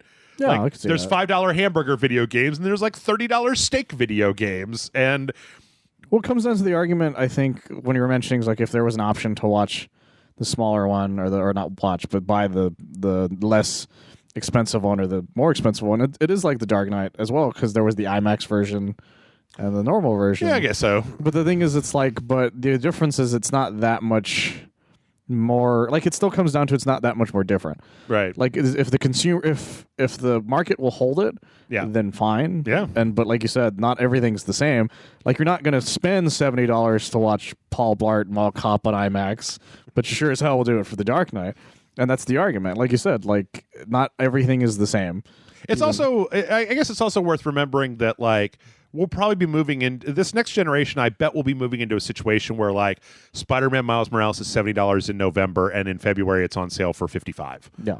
So a lot of these games could very well be that game that shows up on Black Friday. Yeah. For like $30. You gotta wait. Like I get it, and if you want to do FOMO, I'm totally understand that. I buy every single thing as soon as it comes out, right? Yeah. I don't save money on jack shit here, Rage Select. Yeah, you were like, I don't want to spend that much money on Crash 4, but I kind of have to spend that much money on Crash 4. I'm gonna. But like for any normal human being, my God, find yourself a long RPG and give it 6 months, and then go buy everything at like 30% less than what it was marked up at. Yeah, absolutely. In the beginning. I bought Breath of the Wild for $30. There you go. And that shit took forever to go down. Yeah, it took a long time. All right. Speaking of crappy ass Take-Two, Strauss Zelnick also came out to basically say that he was really glad that Take-Two didn't really put that much money into doing any kind of VR games because it just didn't make any money and blah, blah, blah, blah. And again, I think Strauss Zelnick is the ultimate example of when you look at somebody, Strauss Zelnick and Bobby Kotick and a few of the other people out there where it's like, this is just money. Like, they don't give a shit about anything but how much money comes back from the game. So, yeah. He said, that said, there was always this hype for years around VR, and I was very compelled by, and I wasn't very compelled by that. Thankfully, as a result, we didn't waste any money on it. I can guarantee you right now that if Grand Theft Auto 5 had VR support, I would have found a way to play it by now. Absolutely. It's got first-person support. I would even play Grand Theft Auto Online if it had VR support. Fuck's sake. That's a maybe. Because it was already scary as fuck just driving a motorcycle in first person. I can only imagine what it's like driving it in VR. Can you imagine? That would have sold. God, this is why I hate people like Strauss Zelnick. If Grand Theft Auto 5 had an update that put PSVR and Oculus support on Grand Theft Auto 5, it would have sold VR headsets. It would have made that market bigger because that's such an expansive game that it would have been a whole new experience to play the game in VR. It would have made announcements like it for PlayStation 5 make sense. And then Red Dead Redemption 2 has VR. And so that would have been insane. Amazing. That would have been absolutely amazing. Anyway, now that we're on the VR train, I hope you're not ready to get off yet because, as I said, it turns out that Oculus had a whole event, like a 3-hour event. Huh. They talked about a lot of shit. I did not watch it. I watched a 10-minute recap on Polygon's YouTube channel, and I read about a lot of the stuff. One of the things they're doing is they're working with Ray-Ban to create a pair of basically sunglasses glasses the size of like a Ray-Ban pair of sunglasses that have a whole AR unit built into them that has like sensors for your eyes so that it can tell where you're looking, and then sensors for the outside world. And the screens don't work on it yet, but apparently they're going to start prototyping it. They wanted to show it off, but like that's kind of neat. It's not in a high enough demand yet. The big thing at this point was that they announced. This is actually really interesting, Michael. They announced the Oculus Quest 2. So the Oculus Quest is the standalone Oculus headset, right? Did you know that the Oculus Quest can also be plugged into a PC to be like a tethered VR system that takes advantage of system horsepower as well? Yes, actually. And then it also has a remote casting function. That I did not know. Like an xCloud where it'll stream from your PC to the helmet, and it doesn't work very well, but it's like the beginning of that. Okay. So the most interesting thing about the Oculus Quest 2 is that they are discontinuing every other Oculus product except for this. Huh. Moving forward, the Oculus Quest 2 will be the only VR headset that Oculus is putting out. And it's going to be $100 cheaper than the existing Quest. So what that breaks down to is that the Quest 2 will start at $300 for a 64-gig model. And keep in mind that this also has the ability to tether to your computer to play like Steam games. Like I think you can play Half-Life Alyx on this. And it has the ability, I believe, to do the remote casting as well. It's got a slightly better screen with a higher refresh rate. It's got it's got a slightly more comfortable head strap. It also comes with some weird shit. Like there's another head strap you can buy that has a secondary battery on it for more time. It's got a slightly higher refresh rate. It's got a slightly better screen. It's a little bit lighter. It's 3 grams lighter, which may not seem like much, but when it's strapped to your fucking face, every gram helps. And I think this is really cool. Like, there's, I don't have an Oculus Quest, but a $300 version, I might buy a $300 version. That's not bad, actually. Especially if it can be plugged into a computer, because then I can plug it into my computer. When my computer is eventually too slow to run it, I can be like, all right, well, I'll just use it by itself until I upgrade, and then I'll plug it back into my computer. But yeah, I think this is a good thing. I think this is we don't have anything on PSVR, and apparently Valve has just decided that you're going to spend like $1,400 if you want to play in VR on a computer. Yeah, it's fucking crazy as shit. Like the VR needs to be more accessible for it to really be successful, and I think this is a good step in the right direction. Very much so. Well, because the Quest is a good one too, because it's portable. You don't have to. And have you ever seen the way that with the Quest 1, how you can like use it in any room, and it has a front-facing camera that it'll turn on so you can see through it. Oh. And when you start, you trace a line around all the furniture, and the Quest then knows that's out of bounds. And when you start to get close to your furniture, it starts to fade in the front-facing camera to let you know you're about to ram your crotch into something. And then you pull back and it goes back into VR. And I'm like, that's great. That's really elegant. Yeah. In addition to that, there were a bunch of game announcements. The big one was that no footage or trailers or anything, but there's going to be an Assassin's Creed Oculus game, and there's going to be a Splinter Cell Oculus game. And I'm sad because I want a regular Splinter Cell game. They're doing everything in their power except for making a normal fucking Splinter Cell game. They shoved him in the fucking phone game. They put him in Ghost Recon. Oh my God. They go to the VR. But just like, can we just please have? Could you just remake the first game? That's all I care about. I'd be cool with that. Just actually. remake the first game. Remake the first 3, and that'll be like, I'd buy that. yeah, Splinter Cell I'd 1. buy that fast. And is it Pandora? Pandora Tomorrow's the third one, right? Yeah. And then it was just Splinter Cell 2 was the second one. I think so. It's been a long time. Splinter Cell 2, Pandora Tomorrow, Double Agent, Conviction, Black Thing, Black Ops, Black Site, Black Site sounds right. It's been so long, guys. I don't remember the names of these games anymore. We should go back. That's what we should do for our next Patreon video is just find a good Splinter Cell game and be like, remember when this was a thing? Remember when it was good? Remember the co-op modes for some of those? Oh, yeah. Shit was crazy. My friend, did you know that in the co-op modes, like when you were playing as the spies, when you like grab somebody, if you had a microphone on your PC, you could talk, and when you grabbed them, they could hear like you were whispering in their ear. And my friend used to he was such a such a nasty person. He would play online, and then whenever he grabbed somebody, he would just whisper obscenities into their ear. And I was like, "You're the worst, Burr." So what else is it for? oh yeah. Also, did you know that they're making a Splinter Cell anime for Netflix? Oh, for fuck's sake! Right, everything but a game. Everything but a fucking game. Fucking hell, guys. Yeah. There's also a few more things. They're making the people that made Vader Immortal are making a Star Wars Tales from Galaxy's Edge kind of like little theme parky thing. That's neat. They're the Jurassic World Aftermath, so you're gonna get to hide from raptors.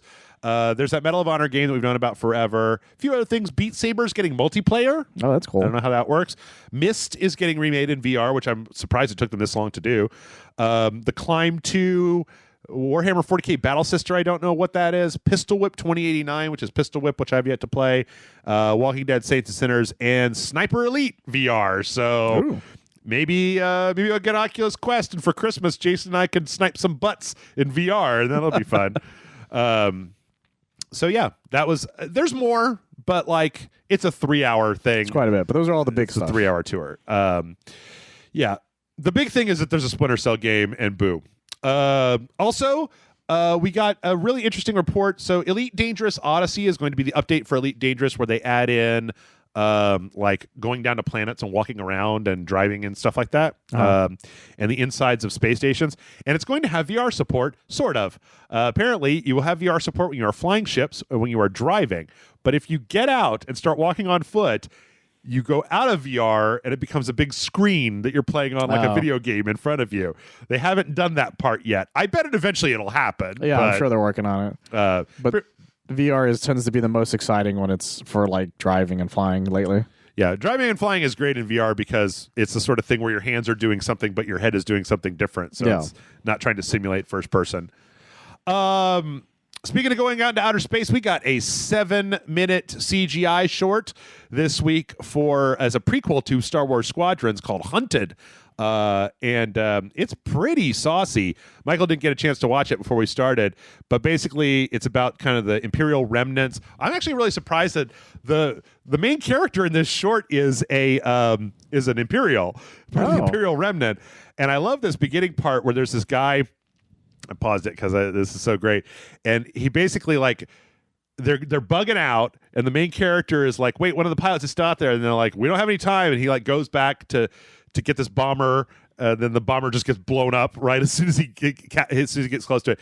And so this one Star Destroyer is getting ready to leave, and his ship's all fucked up, and he like is making a run for the Star Destroyer at the very last second. It just like he is like seconds away, and it just like goes into hyperspace. Oh Jesus! And from there, it's pretty cool. He like the whole fleet is buried down in him, so he goes to this like debris field and like is hiding from an X-wing, and then the X-wing finds him, and then they basically have like a dogfight that goes all the way down through the atmosphere onto a planet through all these like rocks and gullies, and it's really cool. Like That's it's amazing. Very well animated. You know what it remanded me, Michael? I guess we're done with Overwatch shorts because we haven't had one in like a year. Yeah. But Blizzard has other things to fuck up. They can't be dealing with Overwatch right now. It's true, all of it. But if you got 7 minutes to spare, it's really well animated and it's really cool, and it's always fun to see something Star Wars that doesn't have a lightsaber in it for me. It's rarer than it sounds, guys. Yeah. That's the thing. It's been more prevalent lately, thank God, but yeah. It also makes me wonder why they never. You remember how for years they were going to make a Rogue One or like not a Rogue One, but a Rogue Squadron like TV show. Oh yeah, that was the thing that was being talked about for years. Yeah, And it just never happened, which is insane. And I feel like it would be perfect now, like with all the. I mean, I've seen the Mandalorian. You guys can do this space fighter shit. Like, do it. It would be great. Yeah. Also, we're not going to talk about Mandalorian season 2 trailer that came out. It looks good. Whatever. It looks great. Show me the baby. Yeah. Show me the child. Yeah. So some other Star Wars Squadrons news. Star Wars Squadrons will feature HOTAS support for consoles, which is good. I don't know what that means. That is hands on throttle and stick. So basically, the throttle and stick configuration. That's fucking cool as shit. Yeah. Actually, there are a few other sims. I think there's like one or two others on consoles that will support one of those big things. I actually might buy a throttle and stick for this. I would consider it. Because that sounds fucking cool. Yeah. Being able to like, use all the buttons to like switch between your shields and stuff. Like I used to have one of those a long time ago. I gave it away, but and they haven't changed. They're exactly the same as they've been. There's not really much you can change them, honestly. No. It's kind of the point. Yeah. So that's going to be pretty cool.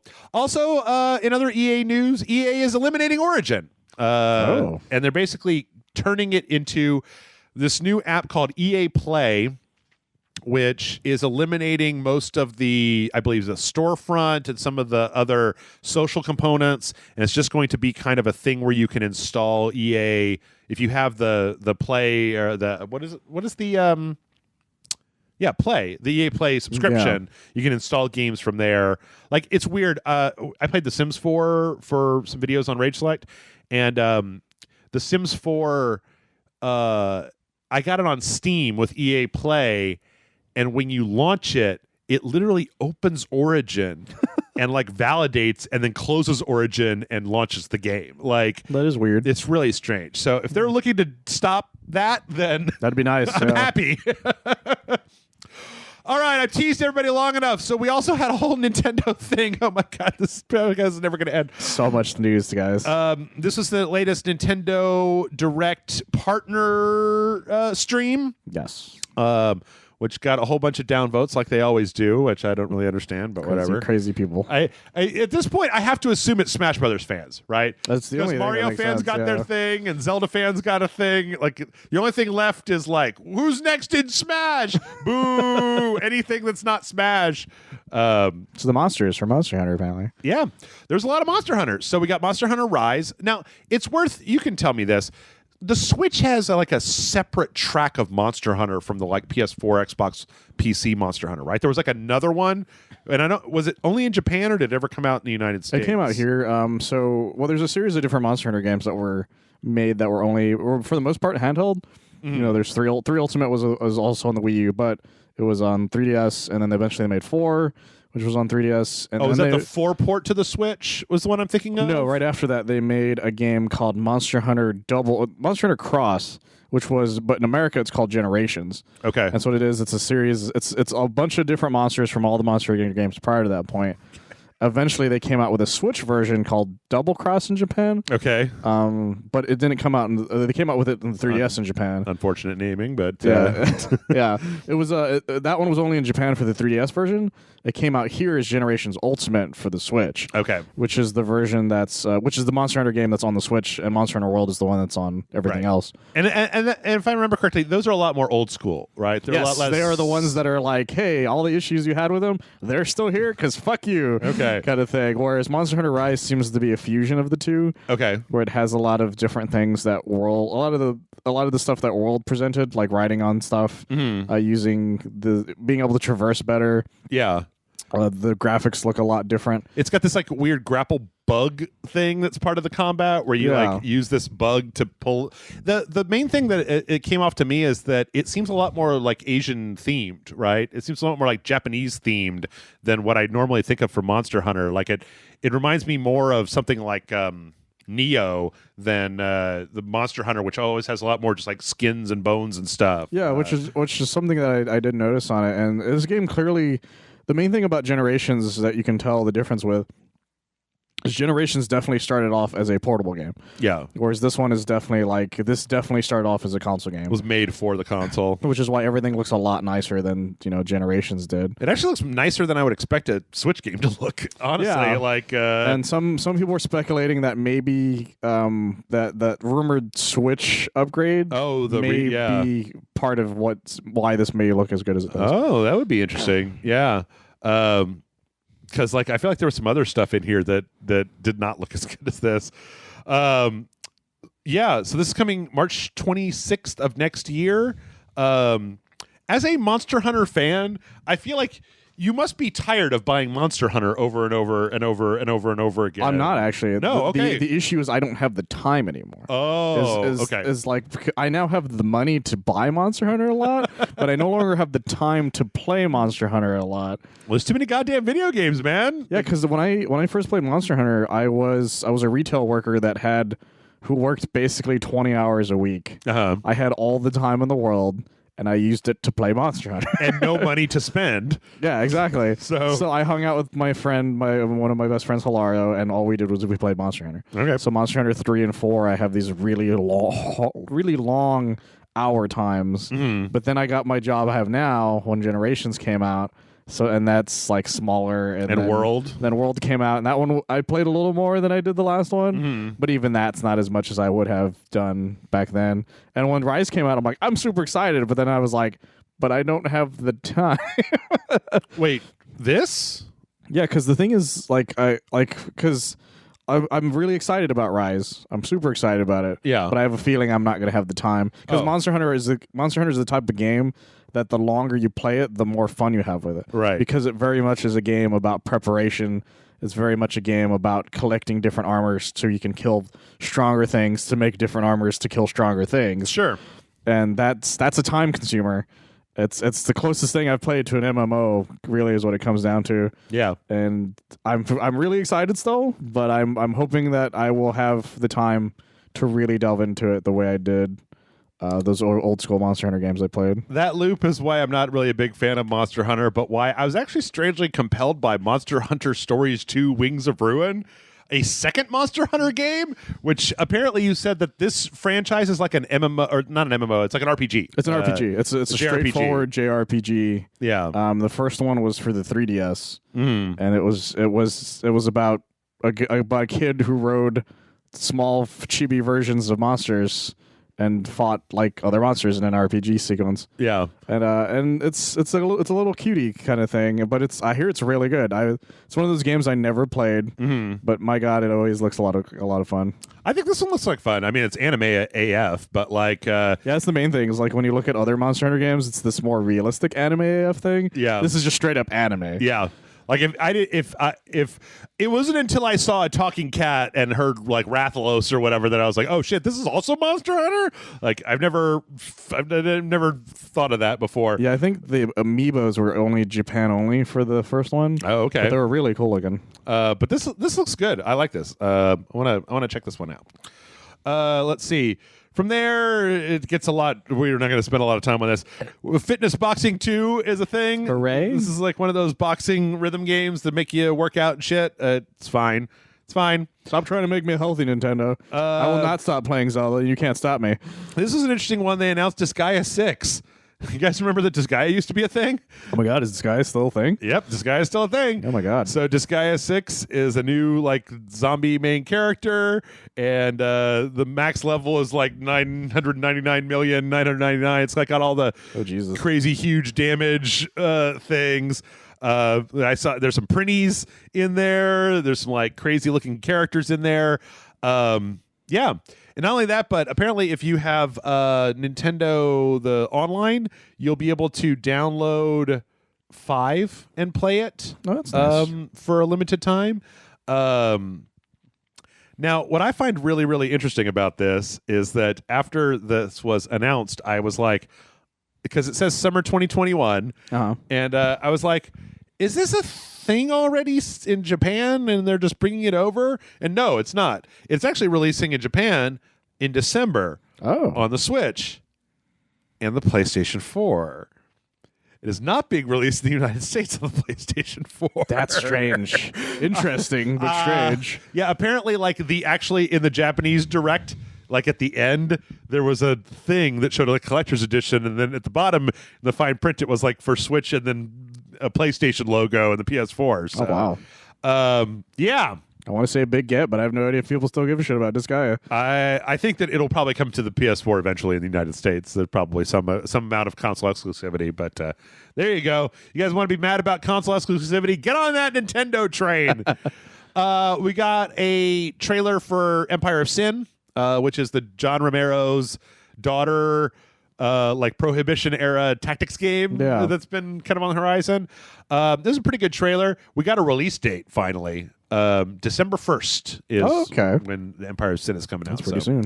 Yeah, it's going to be. Well, normally December is there's nothing in December. That I'm glad there's something coming out in December. That's nice, yeah. Sniper Elite 4 is coming this winter to the Switch. Ooh. So if you want to snipe some butts, you can do it on the Switch. Now in portable. Yep. That weird Square game, Balan Wonderland, they had a new trailer for. Oh yeah. Do you remember that one? Yeah. I have my brain refuses to be at all interested in Balan Wonderland. It's too I like cutesy. the idea of it, but yeah, I think it's too cutesy for me at this point. Yeah. But I'm excited for anybody to try out a very fun looking platformer. Yep. There's another game called Rune Factory 5 that was being developed that looks like very much a kind of JRPG, but then in between protecting a town, you have to harvest crops and shit. I feel like when I did a podcast with Bryce a while back, and I was like, I feel like I see this game all the time. It's just another version of there's going to be quests, but also fishing and farming, and you're going to need to grow rutabaga so you can get +2 to your armor, and then go fight a cutesy looking monster.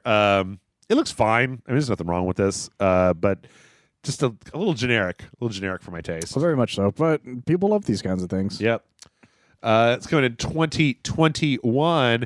And then the last but not least, Ori Will of the Wisps was announced and released today. A few days back from recording on the Nintendo Switch, which I find really interesting because Ori Will of the Wisps ran like shit on an Xbox One X. Yeah, right. So who knows? It's a bold strategy, Cotton. Yeah. See if it pays off. I don't know. So you got some Monster Hunter, and then the rest I feel like I keep wanting to try to get into Disgaea, but I'm just not into Disgaea. I've tried. I've never did. I tried a bunch. I tried playing the Prinny spin-off game on the PSP that they made. Yeah. So that was Nintendo's Partner Direct. Boo, no smash, thumbs down. Smash that thumbs down button. Smash that thumbs down button on this video, too.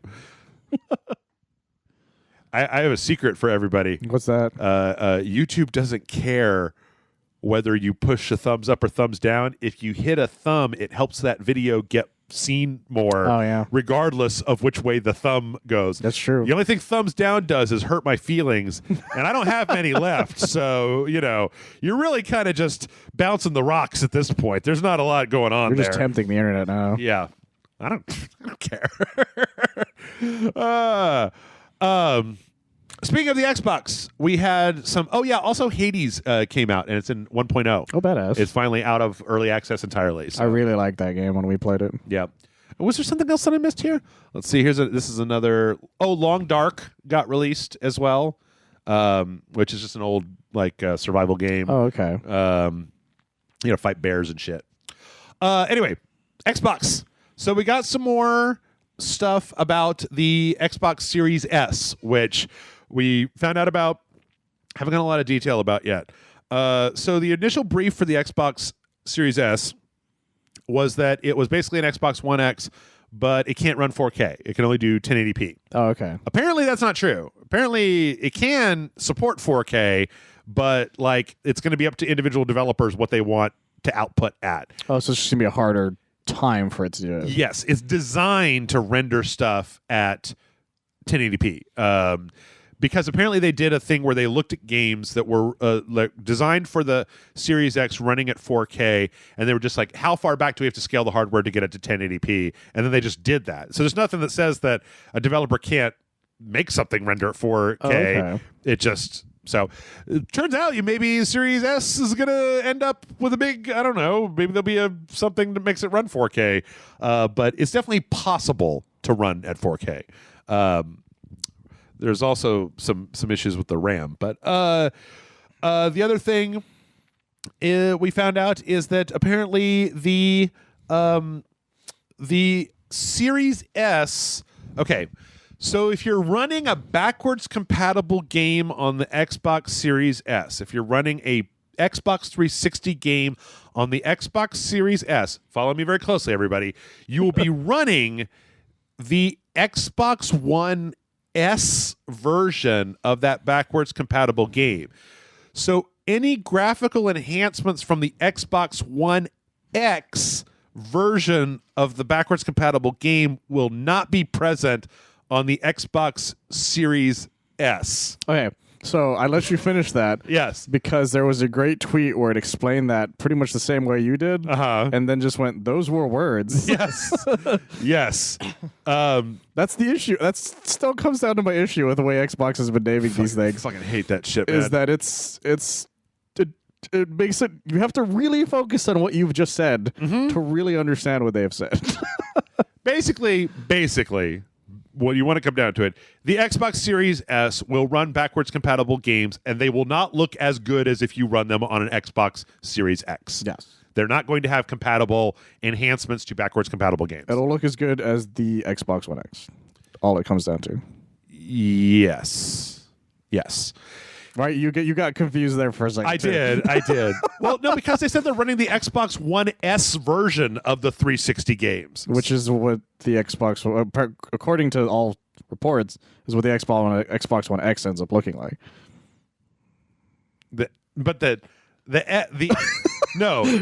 bad current version. I can see your brain trying to. The Xbox One X control what's happening in your head. Looks better than the Xbox One S version. The Xbox Series X one looks better than the Xbox One S. No, this Xbox One X that I have plays 360 games, and they look better than if I had an Xbox One S. But I heard that the Xbox One S plays. I'm not doing this because it's turning into a vaudevillian act of us saying Xbox whatever, and I don't have time for this. Okay. Yeah, go look it up. Or correct me, I don't care. Let's move on. Also, the Wi-Fi isn't as good. The Wi-Fi on the Xbox One, the Xbox Series S and Xbox Series X is apparently the current spec Wi-Fi 5 AC Wi-Fi. There is a faster Wi-Fi variant, Wi-Fi 6 right now that is out there, and this is just a note. Like I'm not making value judgments here. Is this on just the X or not the X? Sorry, is this just on the Xbox or does the PS5 have a different one? I don't know that yet. That's the thing. I don't know that yet. Somebody got a hold of the spec sheet, which is why some of this stuff is out there. So I was just curious. It is possible the PlayStation 5 might have the same. But this was just a thing that happened. Like, I am not saying this to disparage the good name of Xbox. Well, the good name of Xbox is hard to figure out nowadays. But am I disparaging the Xbox S, the Xbox One S, the Xbox One X, the Xbox Series X, the Xbox Series S, the Xbox 360, the original Xbox? Okay, so apparently the PlayStation 5 does in fact have Wi-Fi 6. Have 6? Okay. Yes, it does have Wi-Fi 6. Well, there you go. All right. Let's move on from this very confusing set of stories. My brain hurts. Yes. Well, now you can convert all of that into righteous anger. Twitch.tv is being a big son of a bitch. What do they do now? Okay, so on Twitch.tv, you know how whenever you go to a channel, it runs an ad. Yes. And then you know that if you're in the partner program or whatever, if you're streaming, there's kind of a button in the dashboard you can hit if you want to like initiate an ad because you want to go to the bathroom, right? Yeah. Well, Twitch has now decided, and they're currently testing this, that basically if you don't run an ad, they're going to just force an ad into your stream at a random point. Huh. And there is a video of this, which I think is kind of amazing, of a guy playing. I think this is Dark Souls 3. It's so goddamn blurry because it's a Twitter video, and basically he is fighting a boss, and and this is the Dark Souls 2 DLC. It mutes his stream, puts it picture in picture in the bottom right hand corner, and just starts running an ad with full volume, like over it. Oh my god! As he beat the boss. There's no control. Apparently, if you manually run an ad, your chances of having an ad are like greatly reduced. But there's no way to like know what's going to happen. That's ridiculous. Yes, it is ridiculous. Also, I didn't know that KFC apparently has like donut chicken sandwiches. That sounds like death. That's ridiculous too. But this is some shit. Well, okay, if you think about it, it's easy to understand. Streamers make money off of subs, sponsorship deals, and direct donation from people. Yeah. Twitch makes money off of ads. They don't make money off of subs or direct or deals, right? Oh, I didn't know that. I just assumed they got like a percentage or something. Well, I mean, for like PayPal donations, that just goes directly in your PayPal account, right? Yeah, like, I guess that's true. You know, and for sponsorships, that just goes directly to a sponsor. It's between you and the sponsor. Yeah. I don't know if they take a chunk of sub money.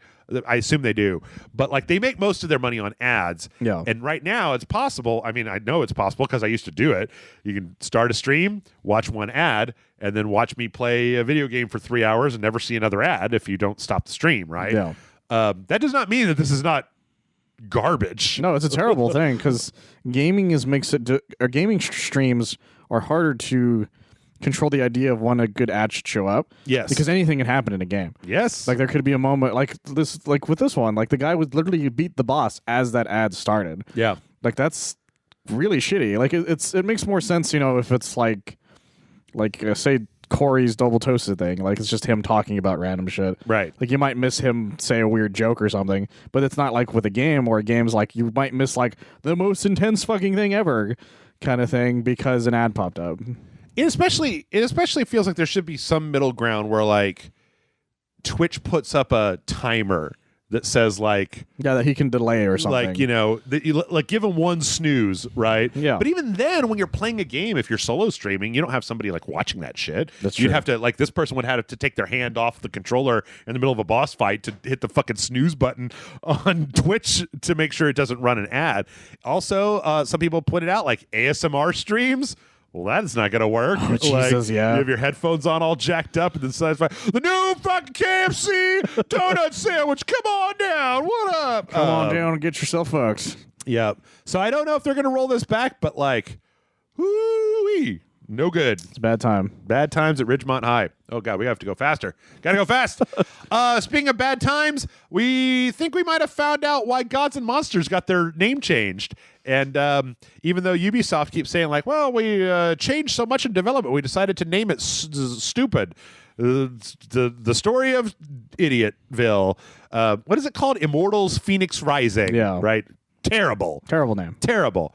However, the current thought is that the reason this happened was because Monster, the energy drink, like filed to block the copyright filing of Gods and Monsters, and they were like, there are video games with Monster product placement logos, and this would cause confusion because people would think that this is part of the Monster brand. That's the stupidest thing I've ever heard. Yes, but apparently Monster Energy drink does this shit all the time. There was a they sued a company that was making like a big dog bone, like a bully bone called Monster Bully Sticks, because they were like, yeah, people will be confused. Apparently they just have a really aggressive PR department. There was a Nico Toys line of remote control monster trucks called Mega Monster Trucks that they sued because they were like, we have put the Monster logo on monster trucks, and so there will be market confusion about whether this Monster, and it's like, dude, monster trucks were around before you, Monster Energy drink. The fuck, guys. Also, you fucked up a good name. That was a good name for that product they were going to make, and you definitely fucked up a good name for a game. Also, Monster Energy drinks suck. Oh, it's the fucking worst. They suck. They're like the worst energy drink. There's way too much of it. It's so fucking sweet. No. And then when you drink it, you just feel like you want to throw up. Like, it doesn't doesn't give me energy. It gives me energy to like try not to throw up. That's how I get energy from Monster Energy. I always think of the role models when they were making fun of that, like the Minotaur or something. But like he drinks so much of it, like he pisses green. Yeah. Let's see another corporate shittiness. Apple filed a new briefing, basically making a pretty good point that they said that this whole suit should be thrown out because Epic is just doing it for publicity to renew interest in the flagging ratings of Fortnite, and I think that kind of holds up because Epic was ready with an event, a video, a lawsuit, all of which happened like within hours of the first of them taking Fortnite down off their store. Yeah, the video was too fast. They had a media blitz that was ready to go. They were just like, okay, here's the lawsuit, here's the video, here's the weekend XP bonus against the evil Apple character that we've created. Like, but that still doesn't mean that they're totally wrong. Apple also, in their filing, kind of made themselves look stupid by being like, if they didn't want to us to take extra money, they should have just taken out all the things that they sold for money in the game. Then we wouldn't have gotten any money from them, and it would have been fine. And it's like, fuck you. You know what you did, Apple. That's stupid. You know who you are. You know what you did. So, yep. I enjoy this just because I like watching companies fight each other. It's really what it is. It's the whole kaiju fights. Or just let them fight. Yeah. Like it doesn't matter to me what happens at the end. Just let them fight. I like it too because this is so much pettier than your normal company fight. Like, it absolutely is. I love it. A lot of like shit talking and stuff. It's like a wrestling issue, then it's the best. Yep. Speaking of shit talking, the Fall Guys is a game where you might be shit talking, and apparently. At one point, Fall Guys had done that thing where if you were caught cheating in Fall Guys over a number of times, they would group you together with a bunch of other cheaters and have you all go to a quote-unquote cheater island where you could only play with other people who were cheating at Fall Guys. Now, Michael, I know that you haven't watched this because I didn't make you watch it, but would you like to see what a match of Fall Guys when everybody's cheating looks like? Sure. So in this video, it goes 3, 2, 1, and everybody just warps right into the goal immediately and starts bouncing around until a winner is formed.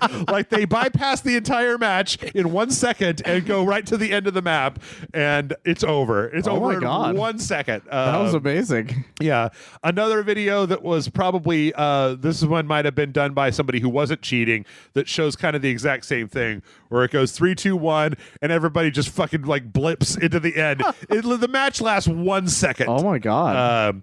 Now, apparently this Cheater Island isn't going to be a thing anymore because the Fall Guys producers did not realize how aggressive and shitty cheaters are. So they're now just basically IP banning people out of the game, and like you just can't log in anymore, revoke your whole account type of thing. That's a good move. But it was a fun experiment. Yes, it was fun while it lasted. Well, the thing is that apparently it was some kind of server thing where like they didn't even really know, because it was just like they don't have like a camera on every battlefield. It's just what would happen was when enough people in one area had been detected that were cheating, the servers would automatically lump them all in and just start making games full of cheaters.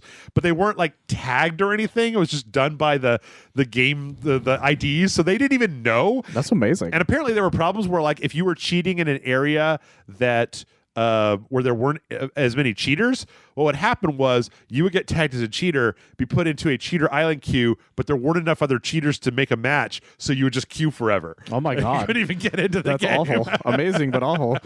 Don't cheat. Don't cheat. Cheating is bad. It is bad. You've robbed yourself and everybody else. And also, it's Fall Guys, really? Yeah. Come on. All right, trailer time. We got a trailer for Crash Bandicoot 4, It's All About Time, the demo. Yeah. Apparently now if you digitally buy Crash Bandicoot, you can get access to 3 levels of the demo. I don't like this. Oh, I hate it. I don't like this. I hate that. You have to fucking buy a game to play the demo of it. The demo's supposed to determine whether you want to buy the game or not. Yeah, that's not what demos are supposed to be for. Yeah. That's frustrating still. Yeah. Even though at the end of the day I realized that I think this week we should have played this demo with in place of some of the videos that I made. But okay. You still got time. It's fine. You got time. It's not about time yet. It is about time, and my time is up. As of this podcast, I've got 2 more videos to record, and then. But see, that's the thing with Rage Select. Every day. Every fucking day. Like if there's a video out there, it's fine. We're gonna do more videos. Yep. Next week there's gonna be 10 more fucking videos if you're a patron. So and a 2-hour podcast. But yeah, this game still looks like it's pretty good. I just don't like this as a thing. I'm very excited for the game itself though. Yeah. So we'll see. We'll see when that happens. Michael, your favorite game? The game where I know you bought a PS5 to play Godfall. Yeah, just for Godfall. We got a Godfall combat trailer. Who needs Demon Souls when you have Godfall? Yeah, that's right. Couldn't even say that was straight face. Yeah, it's like Demon Souls, but like cooler. It's like if Demon Souls drank a Monster Energy drink and filed a lawsuit against Epic Games. So cool. Absolutely. It's funny. I think you and I were both saying that this trailer doesn't look quite as bad as the last one, but we're not entirely sure whether that's just because like we both thought Avengers was going to be dog shit and then it was kind of okay. And so the idea of playing kind of an online hack and slash with friends seems like it might be okay. It turns out that idea is not bad. Yeah. It's just I'm still not excited because it's still a new IP and it's very untested. So we'll see how it goes. Oh yeah, I'm going to get to play Avengers on my PS5. Oh yeah. I need to make sure. What are the other ones? It's Avengers, Cyberpunk, Call of Duty, NBA. I don't know. I don't have the whole list in front of me. Is the thing. There is quite a few of them now. Yeah. Control is also one of them. Well, no, I'm just thinking the ones that upgrade for free. I need to make sure that I don't buy anything that's going to have a free Control upgrade. technically does, but you don't have the version that does. Yeah. I'm going to eventually. Or I don't even need to do that now. I just buy the PS5 one. Yeah. Or you could buy it now and have it for free. It's That's $40. true. You can do either one. So, a lot of stuff though. Anyway, Godfall still looks kind of crappy, but not quite as crappy. I don't know. The Gearbox has fucked us over quite a few times. Yeah. Is the actual issue, to be honest. Yeah. I'm just waiting for them to add Duke Nukem or whatever, like they've been doing to every fucking game lately. If I was one of you guys, I would wait for Godfall I would watch some YouTube videos. I mean, it's not. You can always buy it. Right? They're not going to sell out of Godfall and have to press more copies of Godfall. It's not Super Mario 3D collection thing. It's just Godfall, guys. So, yeah. Let's see. There was a cinematic trailer for Rocket League that was pretty exciting. It was actually like a really well-rendered trailer, just kind of like showing a Rocket League app, and it's all kind of down on the ground with the different cars doing their thing. And this heralds the whole reason for this is it's an announcement that Godfall or Rocket League is going to be free to play starting September 23rd. So if you haven't played Rocket League and you want to see what all the fuss is about, starting September 23rd, you can download the client for free. Check it out. I assume all the DLC stuff will still be paid for, but oh yeah. Yeah, I mean, there's a lot of great DLC for this game, by the way. They got to make their money somehow. Yeah, that's true. Yeah, if you guys are wondering, there's a shit ton of really fun DLC packs for this. I mean, the Ecto one is in it, the DeLorean's in it, some Batmobiles, Knight Rider's in it. Yeah, there's a lot of cool stuff like that. You know, I just want to take this opportunity to say the microtransaction thing. I'm thinking like. I'm with you. All know I'm with you, right? Like if there was a path where developers could be free to do whatever they wanted and we all got video games for free, I would totally sign up for that. Yeah. I'd totally go to there. Like I would go to that universe, right? Where games are just free and no one have to do shit with them. They're all the best game. None of them have microtransactions. Yeah. They cost $10, and the consoles they don't matter anymore. Like we've all got super high access internet and jobs that pay us $100,000 a year, and everything is free. I want that too. Yeah, but that sounds great. You know. I don't see wanting that as being a thing that will make it happen. Gotta believe harder. Let's see. We talked about VR before. Turns out that Operencia, the Stolen Sun, is coming to PSVR. In case y'all forgot what that is, it's like this old school, like kind of dungeon crawler, like grid based, kind of like you got a party, but you're all in first person. I'm kind of wondering how this is going to work. If it's just going to be like playing the game in first person, or whether you're going to have to like swing your arm for every attack, because it's a turn based RPG. It's not real time or anything. So. Yeah, I guess that's true. But it's a good-looking game. Let's see. We also got a trailer and a release date for Ghost Runner If you all haven't watched the dojo for Ghost Runner that I did with the demo that I did with Bryce, Ghost Runner is kind of like Mirror's Edge, but you're a ninja, and also kind of Hotline Miami rules where one shot you die. It's a really stylish and cool looking game. It looks great. Yeah. Something that I noticed that made me kind of giggle is the fact that a lot of characters are starting to look like cyberpunky looking, same guys from Destiny almost. Yeah, Dirty Destiny basically. guys. Yeah, like even the Tinkerer from Spider-Man Miles Morales looks a lot like the character for this. Yeah, big closed up mask. Yeah, a lot of cyber shit. Lights on their arms. Yeah. But we also got a release date for this, and it is October 27th. And apparently, there's going to be a new demo and some other stuff. That's cool. Yep. We got a release date trailer for Amnesia Rebirth. Woo. Coffee's wearing off. I need to drink more coffee. Are you a fan of Amnesia? Did you play any of them? I started them, but I was never like super good at any of them because they're very much like the hide kind of games, right? Which is fine when you're playing Outlast that lasts for like 4 hours, and not as good when you're playing a game that's longer than that. I don't like this mechanic of holding a match until it burns your fingers. It gives me like weird phobic things. It's a weird thing. Although my first thought is that Spider-Man from Spider-Verse going, I just hold matches to my hand just so I can feel anything. It looks pretty good. I don't know. And we got a release date that it is coming out on October 20th. So not on Halloween, but near Halloween, which is good. Give some time to get spooked. I mean, nobody's doing anything for Halloween this year, right? So, that's true. Or at least nobody's doing anything for Halloween this year in our town. I don't know about y'all and yours, but if they're doing anything, for the most part, it's just in their home. Yeah. I bought my dog a fucking Spider-Man hoodie, so we're doing Halloween. No matter what. Is that what's happening? Is that what that is? She's gonna hang out in my apartment. It's gonna be a dog Halloween. I'll give him candy or something. I don't know. Man, what if there was only dogs for Halloween and there's just a bunch of dogs running around like scratching at doors, and then you open it up and hand them like milk bones and stuff? That sounds awesome. That was great. I would totally do that. I would do the shit of that. I would make my dog wouldn't want to go out though. Actually, no, he'd totally want to go out. But I'd have to go with him to make sure. I'd have to be like one of those helicopter parents with like a flashlight, walking like 40 feet behind my dog to make sure that nothing happens. I absolutely would have to do that. Let's see. Surprisingly, this one really surprised me. So we got a release date trailer for Twin Mirror, which is the other game that Don't Nod is making, which is the people that made Life is Strange and Tell Me Why and whatever. And this one I'm excited for. This one actually looks like a game I want to play. Right. Like there's nobody's talking about their feelings. It's like all this weird detective vision. Actually, no, that's not true. There's a little bit of feelings talking, but there seems to be this whole like detective investigation. Feelings talking is the thing. Yeah. Where it's like you left and love and such and like tragedy, and I'm like, yeah, I'm all for it. Yeah, he's got like a mind palace where you could do like kind of Batman reconstruction stuff. I really like this little mechanic that shows up just like adding different things into your mind to see like how a truck crashed, trying to figure out stuff. Yeah. I like it. It's also the most kind of like, I don't know, mechanically powers heavy thing I think I've seen since Life is Strange, since the original Life is Strange. I can see Life that. is Strange 2. But yeah, it looks good. It looks good. And again, we got a release date of January 12th of next year. Happy birthday to me, more or less.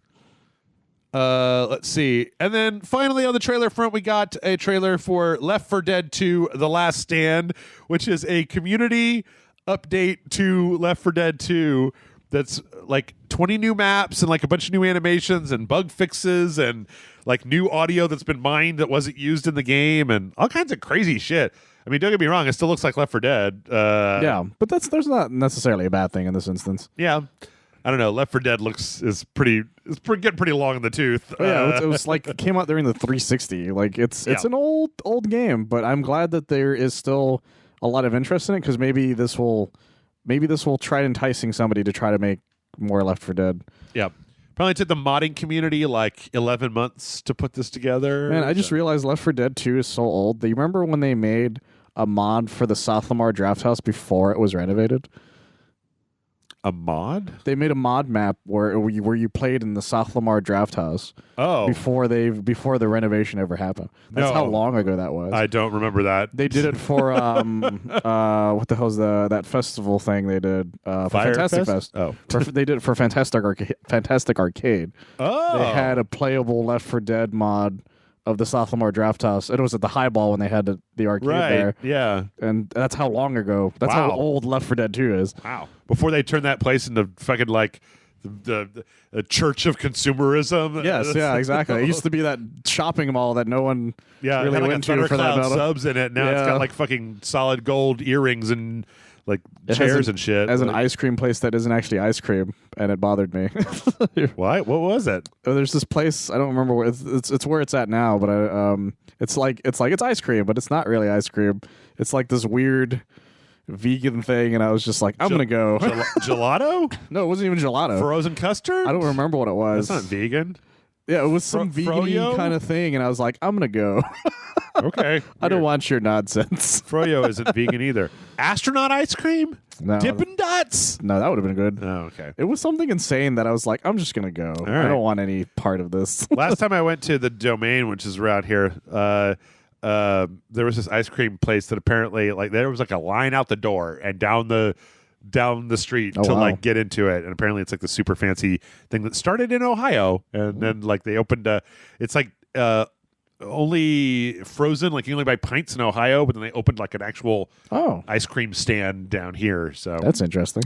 which I'd go to if you could go outside or do anything outside, or if outside was a thing. I miss ice cream cones. All right. Final push. We also got a release date for Halo 3 ODST on the PC. Oh. Yeah, we finally got a release date for ODST, y'all. September 22nd, which I think is that they still need to do 4 and 5, right? Yeah, after that would be 4 and 5 because they already did Reach. They did 3. They did it chronological. They did Reach. Yeah, they did 1, story 2, chronologically. 3, Yeah. ODST. They did Reach 2, 3. ODST technically is in the middle of 3, but that Did you and I play 3? We played 2. We played 1 and 2. 1 and 2. If I remember correctly. Okay. We didn't play 3. If we did, we would have played the shit out of it. Yeah. We played 2. So yeah, if you've got Xbox Game Pass and you want to play ODST, September 22nd, would you ODST is recommend PS? You would recommend ODST? Yeah, ODST is great. If you like because the thing about ODST is it's harder because you're not a Spartan, Right. so you can be killed easier, and it's harder for you to kill something. So it's a lot more it's a lot more skill based because you're very much like, don't fucking hit me because you're gonna kill me in one hit kind of thing. See, I one of the podcasts I listened to did kind of like a deep dive on that, and they hated it because of that. They felt that it was just like frustrating because you just died all the time, so you couldn't really like engage in what you would want to do in Halo, which is like jump and throw a grenade and jump in a thing. It's like You can, like but it's super like. Well, I mean, if you're good, obviously. Well, that's the thing is but, one of the reasons we loved it was because of that, because it was so fucking intense. Yeah. Compared to like normal Halo, because before I was like, oh, I'll just wait for my shield to come back. Whereas in this, I was like, I'm low on health. I'm going to fucking die. Somebody find me health like yesterday. Yeah. Kind of thing. And also, it's short. It's actually not that long compared to Halo 3. Because it's like it's like the Miles Morales thing where it's like it's a shorter campaign that just happens to connect to the main plot. Okay. And let's see. On the Nintendo Switch, we found out the next titles coming to the online. So Donkey Kong Country 2 is going to be on nice. the whole games that you get. Also, Mario Super P-Cross, if you're into Super P-Cross. The Peacekeepers for the Super Nintendo, which I don't actually remember that I don't game. remember that one either. And for NES, SCAT, Special Cybernetic Attack Team, because it was the 80s and you could totally call something that if you wanted. Donkey Kong Country is a strange one because it's one of the only series where the main trilogy, you only use the guy whose name is in it in one game. Mm-hmm. Because it's like if you played Mario, it's like if Super Mario Brothers, you only played Mario in the first one, and then the second one was about Luigi, and then the third one was about the princess because they both get kidnapped. It's like Peacekeepers is a beat 'em up. I do not remember this box art for the I Super don't Nintendo. either, yeah. I've never seen this game before. I don't think. So I'm willing to give it a shot. yeah.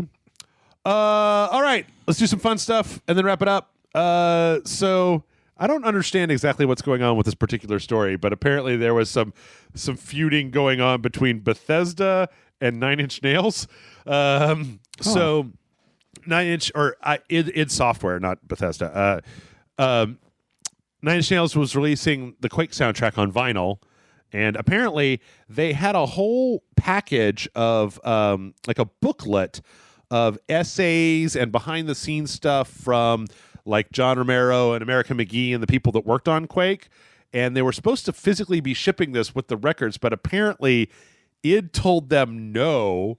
So when they put it up, they had a note that said, "We designed this reissue to include a booklet containing essays from id Software's John Carmack and America McGee.